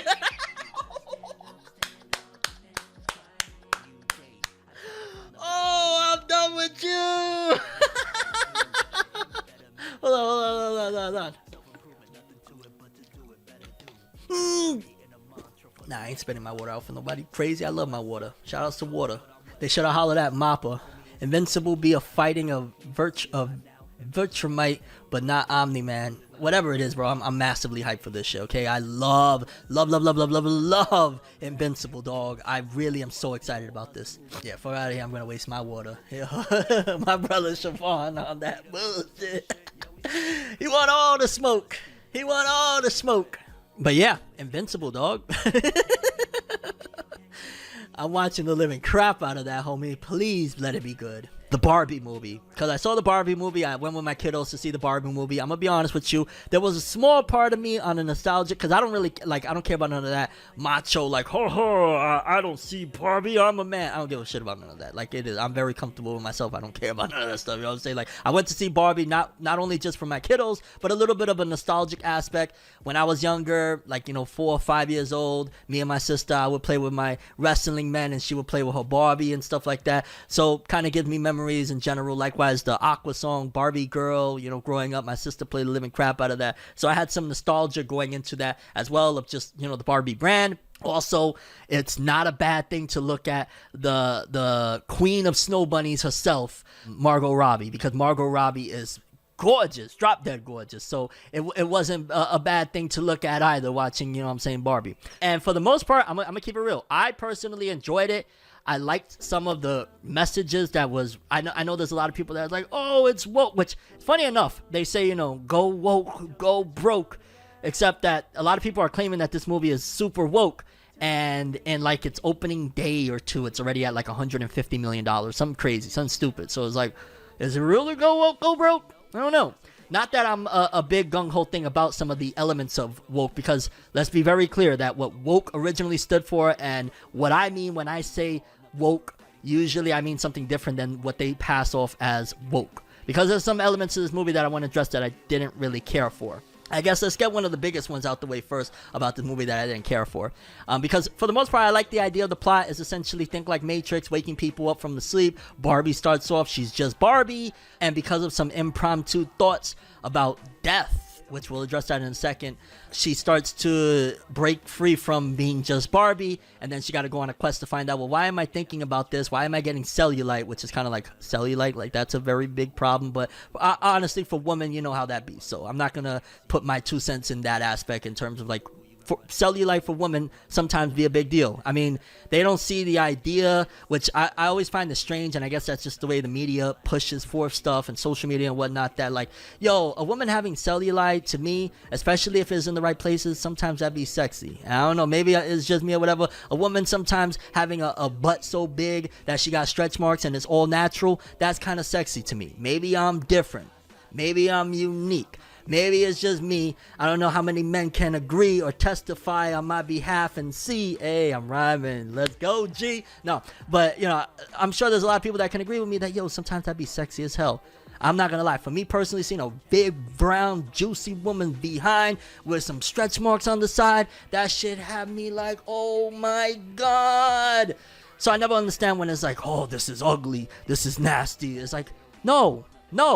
In fact, it's starting to get real boring and just mundane and like, what the hell, when I see the women that in real life are starting to look like Instagram filter women. You know what I'm saying? Like, that's not attractive to me. Show me the stretch marks. Show me the big juicy behind with the marks that her butt is expanding so big, you know what I'm saying, naturally, that she's getting markings from it. Yes, I prefer that. Cellulite, if it's because her legs, her thighs are so juicy, she's getting cellulite. Yes, put some cellulite on my woman. I'm okay with that. I'm fine with that. I actually prefer that than an Instagram filter. I'm not in love with Instagram filters. I'm in love with beautiful women. You know what I'm saying? But that's just a side note of, well, I guess maybe that is an important aspect of, you know, putting that into the subconscious of women, that you better not get cellulite because that means you're not perfect like stereotypical Barbie, because that's what Margot Robbie's character is. There's many Barbie and many Ken in this one. She's stereotypical Barbie. And she starts to have these things. So I guess before I get to the one that the aspect of the movie that for me was just like burning me inside, but it's more of a Hollywood thing, we'll talk about that in a second, is her thoughts of death is one of the first things that start to awaken her, so to speak, from I'm just stereotypical Barbie to what's happening to me. Because she's like at a party with all the Barbies, and all of a sudden she tells everybody, hey, does anybody think about death sometimes? And the music stops and everybody starts looking at her, and she's like, I mean, I'm dying to have a good time dancing. And she has to go back into the thing. So it's kind of like awakening from, you know, the fantasy world that is Barbie world, so to speak, or whatnot. I don't like the aspect, like, on one hand, the things is realistic, because a lot of people, they usually wake up when they start having traumatic experiences or thinking about traumatic experiences and things of that nature, like death.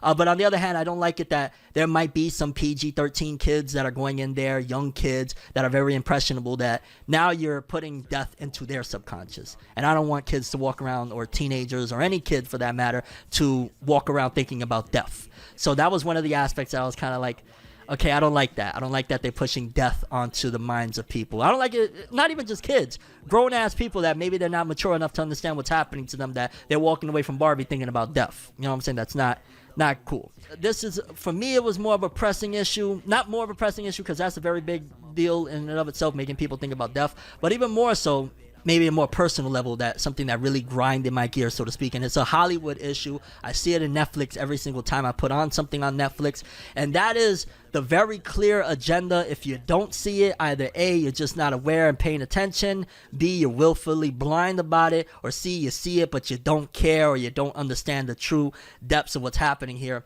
And that's that in the Barbie movie, again, like I told you, there's a bunch of Ken. There's like the stereotypical beach Ken. There's a bunch of different Ken.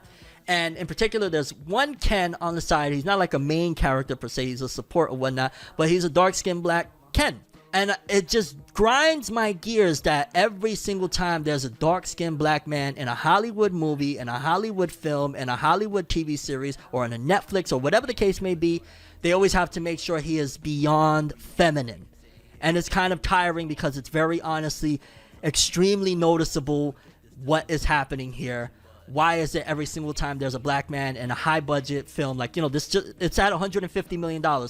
Why does the black man have to be super effeminate to the point of, it's like, what are we doing here? You know what I'm saying? Why does the black man have to be straight up gay in every situation? Either he has to be gay, he has to be super effeminate, because in this one they don't play off that he's gay, but he's very, very feminine, like, extremely. And by no means is this like bashing or anything about gay people. This is the fact that Hollywood makes sure that every single time there's the presence of a black man in a movie or a TV series, he has to be extremely demasculated. He can't just be a normal brother. He has to be like, there's a given point where him and another Ken kiss beach Ken, stereotypical Ken, the main Ken, on the cheek during a dance thing.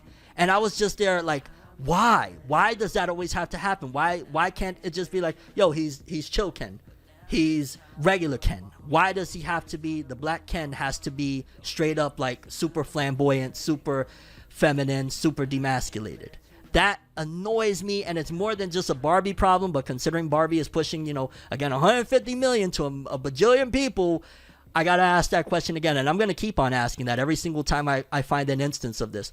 Here it goes again. Why does the black man have to be gay in every Hollywood film? What is up with that? What is going on here? Pay attention. If you don't see this in movies, start paying attention when you're watching something, whether it be on Netflix, Hulu, whatever the case may be. Pay attention whenever there's a black main character on there and what type of thing. Even if he's not necessarily in that situation there. Like take homie Anthony Mackie, I believe it is, the guy that plays Falcon, and now he's a new Captain America.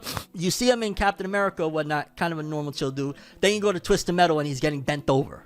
So like they can't get him in Captain America because they're really trying to, put him as Captain America, which it is what it is, for better or worse. I have my okays with it. Like I'm kind of hyped for it, but then at the same time I look at the Isaiah Bradley situation from the show where I'm like, no, Isaiah Bradley was low-key right. But Anthony Mackie, you can't make him in that situation, so you're going to put him in Twisted Metal getting bent over. And it's just constantly like, yo, Hollywood, we see this. There's a lot of people. Maybe some people are blind to it, or they don't care, or they're fine with it. But a lot of us see what you're doing. We very much so see.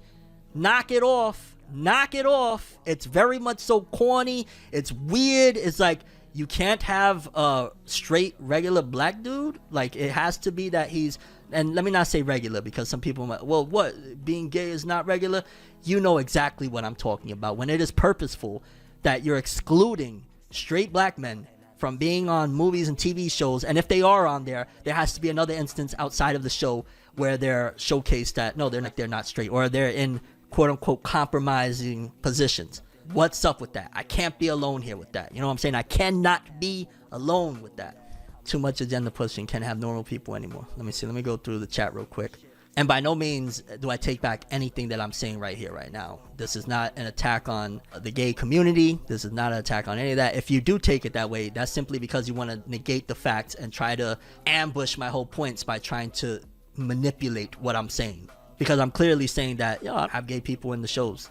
Fine. Why is it every single time there's a black man in there, he has to be gay or super feminine and flamboyant? That's what I'm saying. Clear as day. If there's anything else that you take out of that, that's your own self-reflection of what you want to get out of it. Because that's all I'm saying. My guy Max Powers knows what's good. My brother knows what's good. Yeah, Falcon and Spider-Man getting bent over. Crazy world we live in. Shout outs to at least in the Miles Morales movie, the main thing that they did, the animated Spider-Man films is like, okay, they gave him a snow bunny thing. I'm still like, yo, can we just get some normal black love in here? I'm just saying. So they paired him up with a snow bunny. Shout outs to Dr. Umar. If anybody's seen that clip of Dr. Umar screaming and shit like that about the Spider-Man movie, I was like, yeah, that's kind of funny. But at the very least, they didn't push that agenda in that film, from what I can remember. Maybe I'm forgetting something or whatnot. But they just was like, okay, we can't give him a black girlfriend or even a Afro-Latina girlfriend. He got to go straight snow bunny. You know what I'm saying? He got to be skiing the slopes. Brother Tim out here cooking a mean steak. Love it. You already know Nordic Stormblaze. As a black man, I definitely understand the agenda pushing. However, I would love for people in the LGBT community to be represented by their actual members. But that's the thing. They have massive representation, especially for the black male actors or whatnot. They're constantly on screen.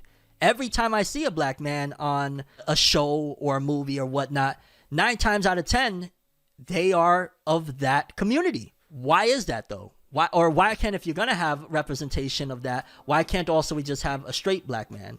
And it's hard because for the most part, a lot of people aren't gonna back it because either you got the straight up hardcore racists that they don't care, they don't want black people in the shows, period, or you have the LGBTQ community that you really can't say much about it because it is what it is. They're going to take it as you're attacking, no matter how you're coming at it, where I'm strictly saying, hey, I just want to see straight black guys in there too.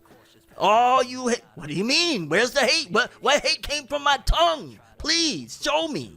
Facts, you said, well, what are your thoughts on the Tom Holland situation that came out? Because people are trying to say him doing that role affects Spider-Man's success, but I don't agree. That Tom Holland shit was wild. Now, mind you, I only seen little clippings of him and whatnot. I didn't really go into it, but that was also very interesting and telling. Like, for me personally, I look at it more of, it's like, it's strange because they slowly or surely, remember that they're passing off the role, from what it seems to be, of Spider-Man. Like, it looks like Miles Morales is slowly becoming the Spider-Man. You know what I'm saying? Like, Tom Holland is the last rendition of live-action Peter Parker that we have so far.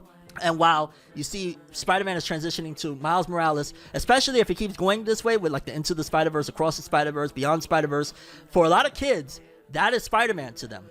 So Tom Holland doing what he did in that movie and then passing off the baton is going to be interesting to see how they maneuver with Miles moving forward. Like, if they do some wild shit and, like, and Beyond the Spider-Verse, Miles goes from chasing after Gwen Stacy to some other shit, I'm going to be like, ha, Tom, you inspired that, huh? But that was just on some, I don't even know, dog. I don't even... It's wild because normally you don't even really see that per se when it comes to like regular white actors of like having to go hardcore into those type of roles for, you know what I'm saying, whatever agenda is being pushed. Normally they push that onto the black community. So I'm kind of like, wow, what's going on here, fam? Dr. Umar the GOAT. Man woke up and chose to spit facts. You'd get canceled by just giving an opinion that is different. Absolutely, Jay Garcia. Absolutely. It's wild. But it is what it is. Anybody want to take my words the way they want to take them the way you want to take them. Because at the end of the day, I'm strictly speaking exactly, very clearly my message and what I'm trying to say. I'm strictly speaking that put straight black people on TV, or put straight black men on TV and in movies. Stop excluding them. Stop. Where's the representation for straight black men? What is the big deal about having a straight black man? Why can't they be in TV and movies? What's up with that? Is there some sort of agenda going on? And it's sad that there really can't be no backing because either, again, you a bitch. Like, why are you worried about that stuff? You know, so really it's hard for black men themselves to even defend themselves in this situation. Racist white people are happy that there's no representation of straight black men. The gay community thinks that you're attacking them for even having an opinion about straight black men, which is crazy. It's like, so I can't have an opinion about representation for straight black men because that somehow means I'm attacking the LGBTQ? How? Where do you know what I'm saying? Like, are we gonna have to rely on the snow bunnies that love them some chocolate D to fight? Like, where do we get the fight for black men, straight black men on in Hollywood and in TV shows? Who fights for that cause? I'll be one of them. I don't care. Not that I'm gonna be a snow bunny. Let me be very clear. I'll be one of the people to fight for it. Straight black men are too powerful. You already know, brother. You already know. People are too sensitive to facts now and prefer to hide from the truth and manipulate the truth and lie about the truth. This is why you should support independent media. Facts. This is why we are getting stuff like Blackfire Entertainment.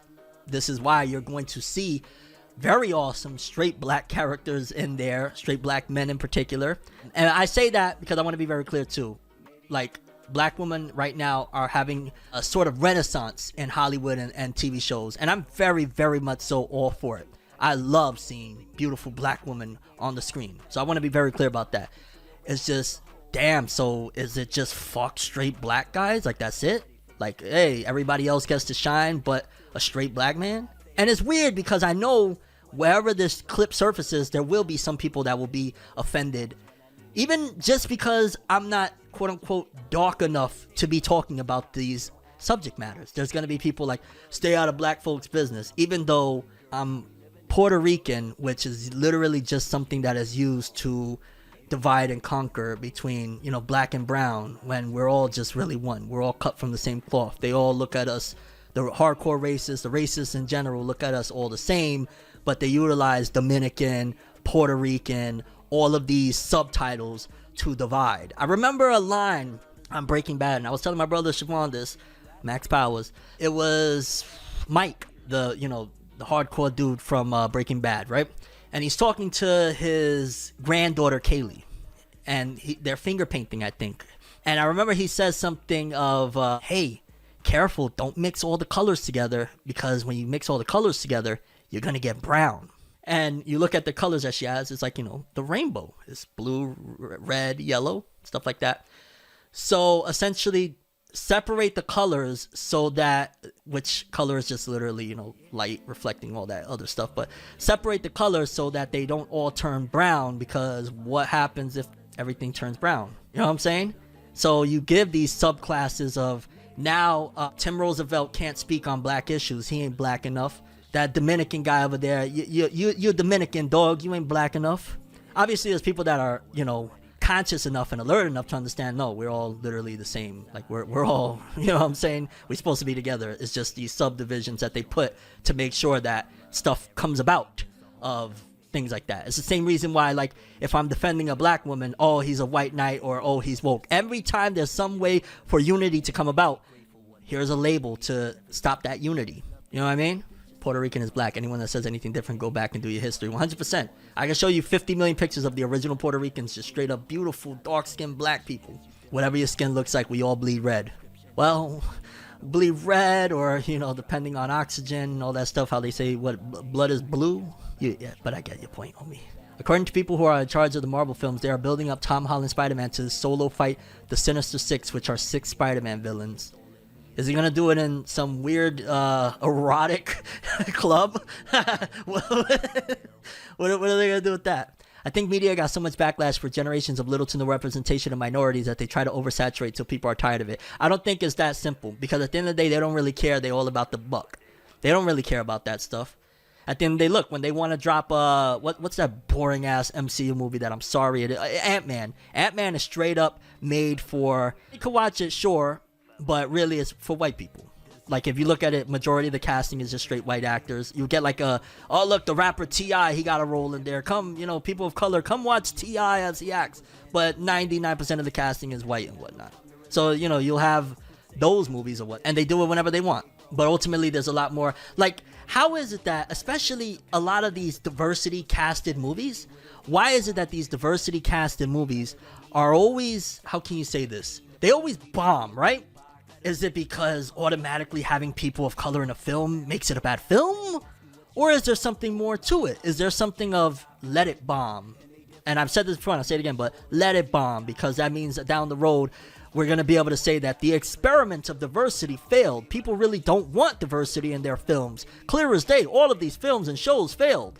But at the same time, guess what? I was watching Curb Your Enthusiasm, and I saw this brilliant piece, shout outs to Larry David, where it was essentially, he explained that with the right tax accountant and whatnot, you can make more money off of a show bombing than if it were successful. So if you was off the gate to think of, okay, I'm gonna do all these diversity choices, so automatically we're presenting it as diversity, right? And then on top of that, we're just gonna put like some writers and creatives that shouldn't be putting this show together around the mascot of diversity. We're gonna make sure that we're gonna have this thing bomb. But not because of the diversity aspect, but because from the get-go, these projects are meant to bomb, because with the right accounting and the right structure, you make more money off of this thing bombing, and at the same time you get the get out of jail free card of, hey, we did diversity. There's also other aspects of not only just about bombing, but putting stuff on the shelf. What is it? Batwoman, Batgirl, that movie that got canned before even coming out because it was a great tax write-off for them. Hey, we made it. It's just things happened and people weren't supporting diversity, so we had to shelf it. But we did it, so we got a get out of jail free card because we tried. It's just that it wasn't going to work out. We didn't want to lose money. Yo, Tim, I love that you're tackling and speaking on these issues that people shy away from. But on a lighter note, I just saw the episode 3 of Jujutsu Kaisen. I gotta watch episode 3 of Jujutsu Kaisen, so I just want to know where you gonna watch it with us. I'm not sure if I'm gonna watch that today or not, because there's some stuff that I did want to tackle of watching and talking about some things. But yeah, ForneverWorld will never cosplay as Ant-Man. This is a fact. Oh snap! Yo, it's crazy because I just saw a trailer for Blue Beetle. And Blue Beetle is really heavy Hispanic. Like you got George Lopez as the Pops. And it's kind of like, imagine a Hispanic version of like the Spider-Man movies, but in real life. You know what I'm saying? And I thought the trailer, I was like, oh snap, this kind of looks cool. And they're projecting that Blue Beetle is going to bomb horrifically, and also that's why it's placed where it's supposed to be released at. I think it's the end of August is bomb time, where a lot of films and shows, if they release then they usually bomb, because at that same time is also back to school and whatnot, which coincidentally isn't the One Piece live action scheduled for August 31st. Hey, just a thought right there, folks. But again, quote unquote brown show that is scheduled to bomb, and I'm sure that the that are creating this thing, oh god, it's gonna bomb. Oh, that check went through. Oh, it's about to be, we're making $10 million. Oh, it's bombing. Oh, hey guys, but we tried. We put out a brown movie, there's brown actors and stuff like that. It didn't work. Wow, man. You know, you never really realize how much progress you've made in your life as a person, because everybody's always too busy measuring their success on whether it be financially, whether it be clout or whatnot. Nobody's ever really saying, well, let's measure my life and my success on, well, how happy am I compared to 2 years ago, a year ago, 5 years ago. You know, nobody ever measures their life by that aspect. They feel like everything else is supposed to justify their existence. You know, again, their bank account, the clout that they have, the people that they know, their career advancements. Nobody ever just looks at it from a human standpoint and what was here before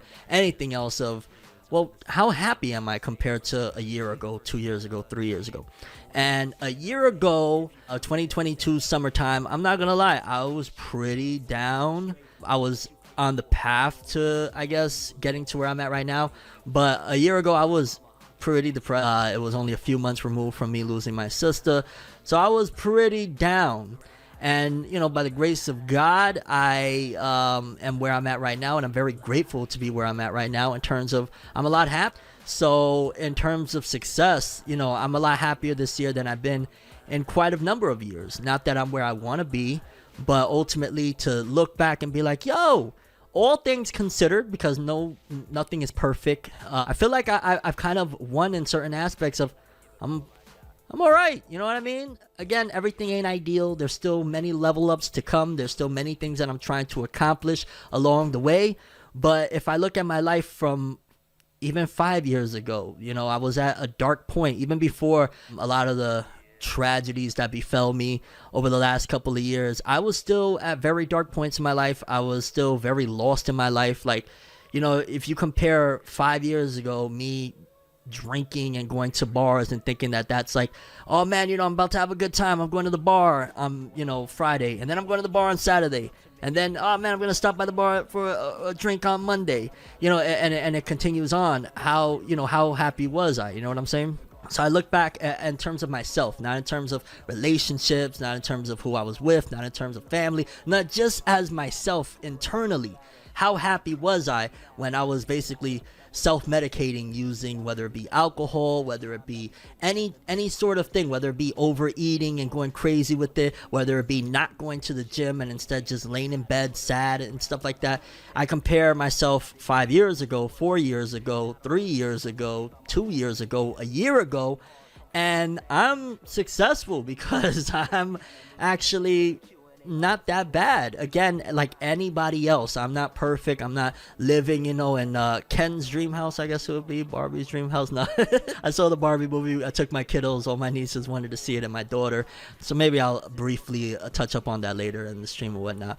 But yeah, it's really dope to be able to say that I'm successful at, even right now as I'm telling you guys this, I'm getting a wave of positive endorphins to be able to say, yo, I'm right, yo. You know what I mean? Like, I've actually found a certain weird, I guess to some people, relatively weird level of contentment with kind of even just being alone. A lot of people, they're so scared to be alone. You know, oh my God, I need a relationship. I need a girlfriend. I need a boyfriend. I need this. I need that.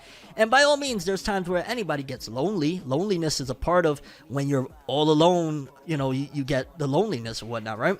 But it's always, in my journeys and in my travels, so to speak, I've always felt like it's been a mistake to, because I'm lonely, let me reach out to this shorty real quick and go have a dinner date with her, or let me try and see if I bring this shorty to my crib and see if we can make something happen because I'm lonely. And by all means, at any given point, not that I'm, Charlie Sheen, I got just the little black book, but by all means, there's still many times that I could have some pretty decent looking woman, and have some fun. But I usually always abstain from going down that route because it's always a mistake and always ends up coming back to bite me in the end. Not that going out and trying to have a relationship or going out and trying to meet somebody is the negative aspect of it, but it's forcing it, and forcing not because of, just genuinely it'd be dope, I met this really great person, but, I'm lonely, so let me see if I just try and smash this broad that I know, or, oh man, I'm lonely and I'm feeling a little, a little horny, mate. Let me reach out to this shorty because I know I could get into there like swimwear within a heartbeat and I don't gotta do too much. And usually, the easy way is the bad way, because eventually something horrible is gonna happen, something's gonna go wrong, or you're gonna feel empty inside. Like, in between, over the last few years, I made those mistakes. I was dating one shorty where, again, it was in there like swimwear and I was having fun. But the more I kept on having fun, let me be very clear, having fun. I wasn't having fun. I was having fun. I felt this real deep emptiness inside of me because I knew I was just doing that to, at that time in particular, make up for the fact that I was extremely vulnerable and lonely from losing my fiance. Obviously, it's different now. It's been a few years removed. You know what I'm saying? I could look back now and it's like, I always think about, y'all gonna be like, what are you talking about? I always think about Fat Joe when I think about some of the people that I've lost and the amount of distance in time-wise of when I lost them. I always think about this interview where Fat Joe was talking about how he was in a dark spot. A lot of people around him was dying. He lost family members. He lost, Big Pun. That was a very big deal to him. And, he would go outside and it would be a sunny day, beautiful blue sky. But in his world, it was cloudy, raining, and depressing. Always. He was just in a real dark spot. And then one day, after it had been like 2 years since Big Pun had passed and a few of his family members had passed, somebody was talking to him and it clicked into him, 2 years. It's been 2 years. And that it kind of echoed into his head, 2 years, 2 years, 2 years. And he just woke up out of it and said, yo, I gotta do something about this. I can't be walking around every day like this dark, cloudy world. And it was after that he actually started to make the effort as a person, as a human being, to improve himself and improve these things and stop this, spiraling that he was going down. And, when I look back, it's like, wow, it's been 3 years since I lost the mother of my child. It's been over a year since I lost my sister.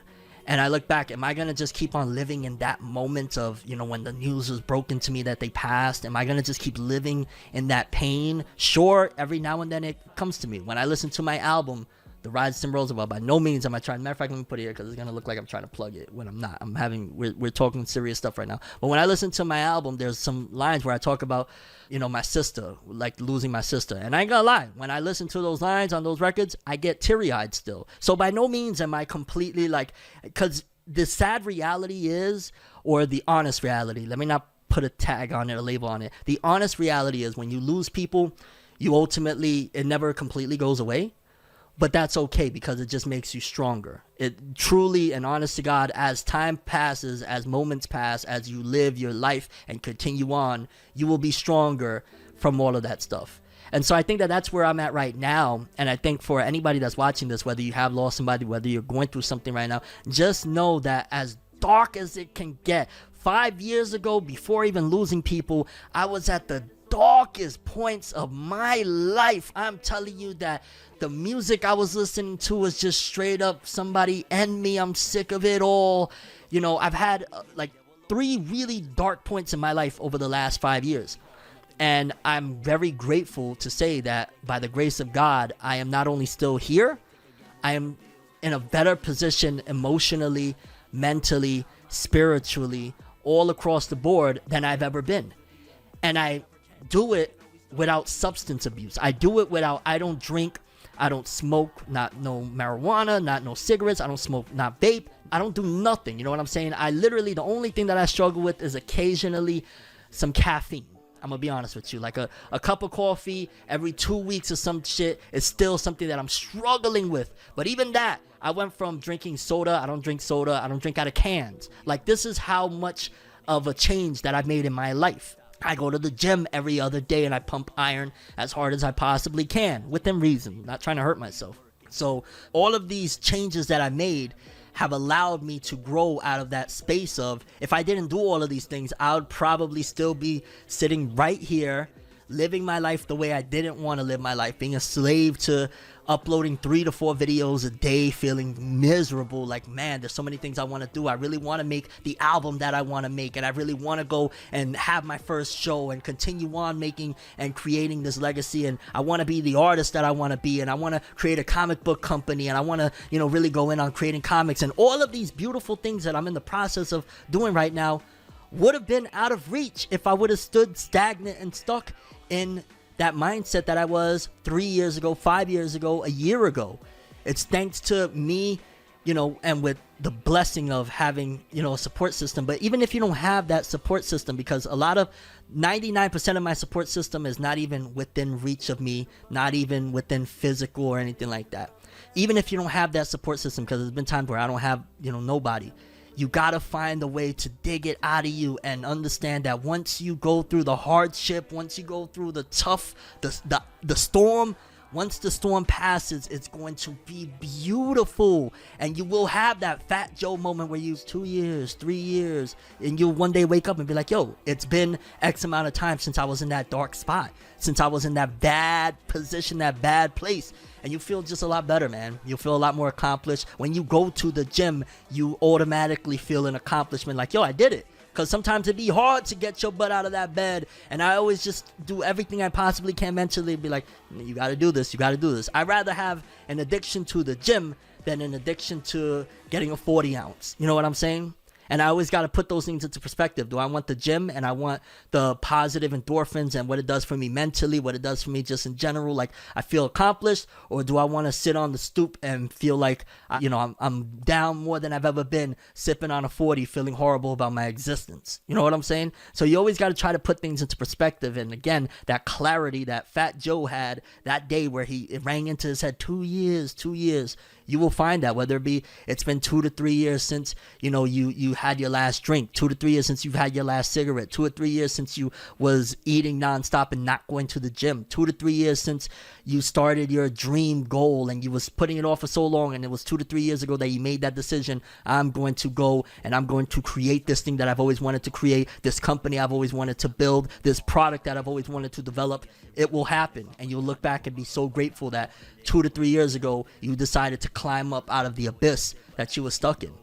So I just wanted to, as I always do in these streams, give you guys a little piece of advice and stuff in my life that's helped me to be where I'm at. Man, I'm so far removed from like society shackling me up. Like I say this all the time, if I'm in the middle of the street and I feel like dancing, I'm gonna be, yo, I don't care whether my rhythm is off, you know what I'm saying? I be sometimes like, damn, man, why can't I dance like my people, you know what I'm saying? But regardless of what, I'm gonna do what I want to do, because those are the things that make me happy. You know what I'm saying? Listening to the type of music that I want to listen to, making the type of music that I want to. You know how depressed I would be if right now I was forced to make music that I didn't want to make? Especially if it was something that was representing a body of work of something that I like. If I was forced right now to make a drill album about killing and murdering, do you know how miserable I would be? So by the grace of God, I'm not in those positions, and I'm making the music that I want to make. I'm doing the things that I want to do, and those things make me happy. Everybody is measuring success by, I haven't made my millions yet, I haven't do this. Keep on that road, and eventually those things will come. But ultimately, you got to find the success within the small things. You know how they say the devil is in the details? Well, what about the good? There got to be, you know what I'm saying? Everything is a balance. So the good will be in the details of your life as well. The small things that you don't appreciate because you're so blinded by wanting the grandiose aspect. But the fact that you have a bottle of water, there's people right now that they don't have no bottle of water. They got to go drink out of the tap. Imagine you was in that position right now that, and some people maybe. Some people right now watching this, wherever you're watching this at, you may be in a position, and my heart goes out to you. But you know what? Keep on going, so eventually you have that bottle of water and you don't got to drink out the tap no more. I highly encourage you. Nobody, please don't drink out the tap if you don't have to. Please don't. fluoride, all of the nastiness inside of there. Please don't.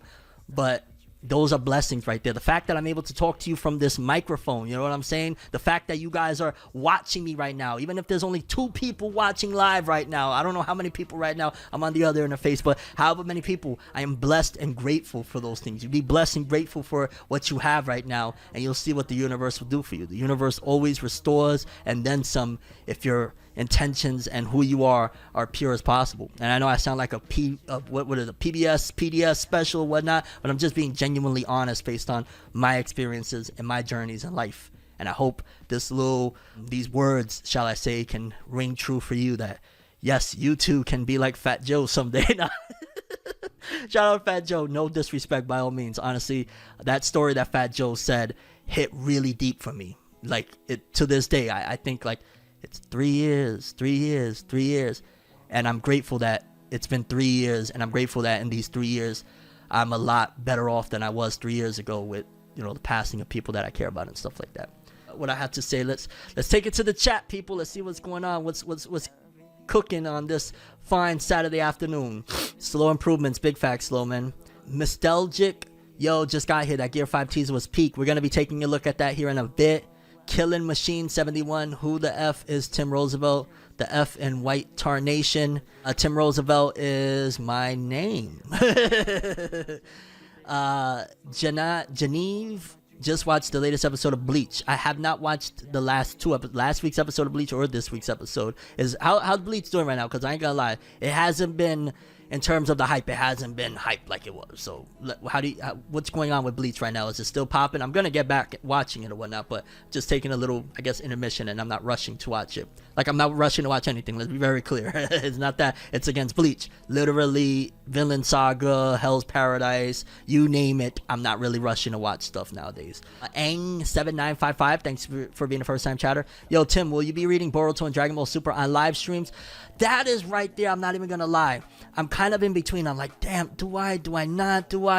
I definitely think I'm going to read them on live streams, but I may also, just for Boruto and maybe Dragon Ball Super, they might be the only exceptions where I go off and do like reviews for them outside of online, you know, live streams. I might not in the end do that, to be honest with you. It just really depends on how I feel about it. But those are the only ones, because nowadays I don't really do pre-recorded stuff for anything anime and manga related anymore. Like, I so much more prefer doing it this way, where I get to interact with you guys. Yeah, I get to get a little bit of real life stuff on top of not just getting anime and manga and whatnot. So I really like the experience, also the engagement, the feedback of like what you guys think about, like, you know, if we're reading some Boruto stuff live and the chapter's lit, it'd be great to share the experience with you guys, and not just me, you know, off camera and then I gotta go on camera and whatnot. I prefer it this way, but y'all might get both. Y'all might get me reading it on here and my brief thoughts and whatnot, and y'all may get a whole other review video, or it may just be the straight live streams and then I post the content and distribute it as I've been. We'll see how it goes. But regardless of what, the Dragon Ball Super, when Dragon Ball Super gets out of the superhero arc and when Boruto returns, y'all gonna get content no matter what. Well, let me not say no matter what, because if, you know, life big events happen and some things switch, I may not be able to immediately attend to it, but it will happen. I will be doing it. You just never know what life brings, so I don't like to completely say like, yes, I'm gonna be sitting right here talking Boruto, because you never know what could happen at this time next month, or well, the 20th of next month. Geneve, I was without a job for 5 years and it was dark and I got depression and anxiety, and now I feel so happy that I got a job. Yeah, that's real dope. Congrats to you, homie. I'm glad. It can get dark, you know what I'm saying? I've had periods where I really thought it was all over for me in so many aspects in life, and somehow, some way, I always fight out of it. You gotta fight out of that spot. This is for my day one. This is for my day one. I would like to thank each and every person that has taken time to listen and provide feedback for my new album that is out right now, The Rise of Tim Roosevelt. You can listen to it on Spotify, iTunes, Apple Music, pretty much anywhere you get your music. You can listen to it. Link in the description below so you could go check it out for yourself. Thank you so much, and let's keep on rocking out, you know?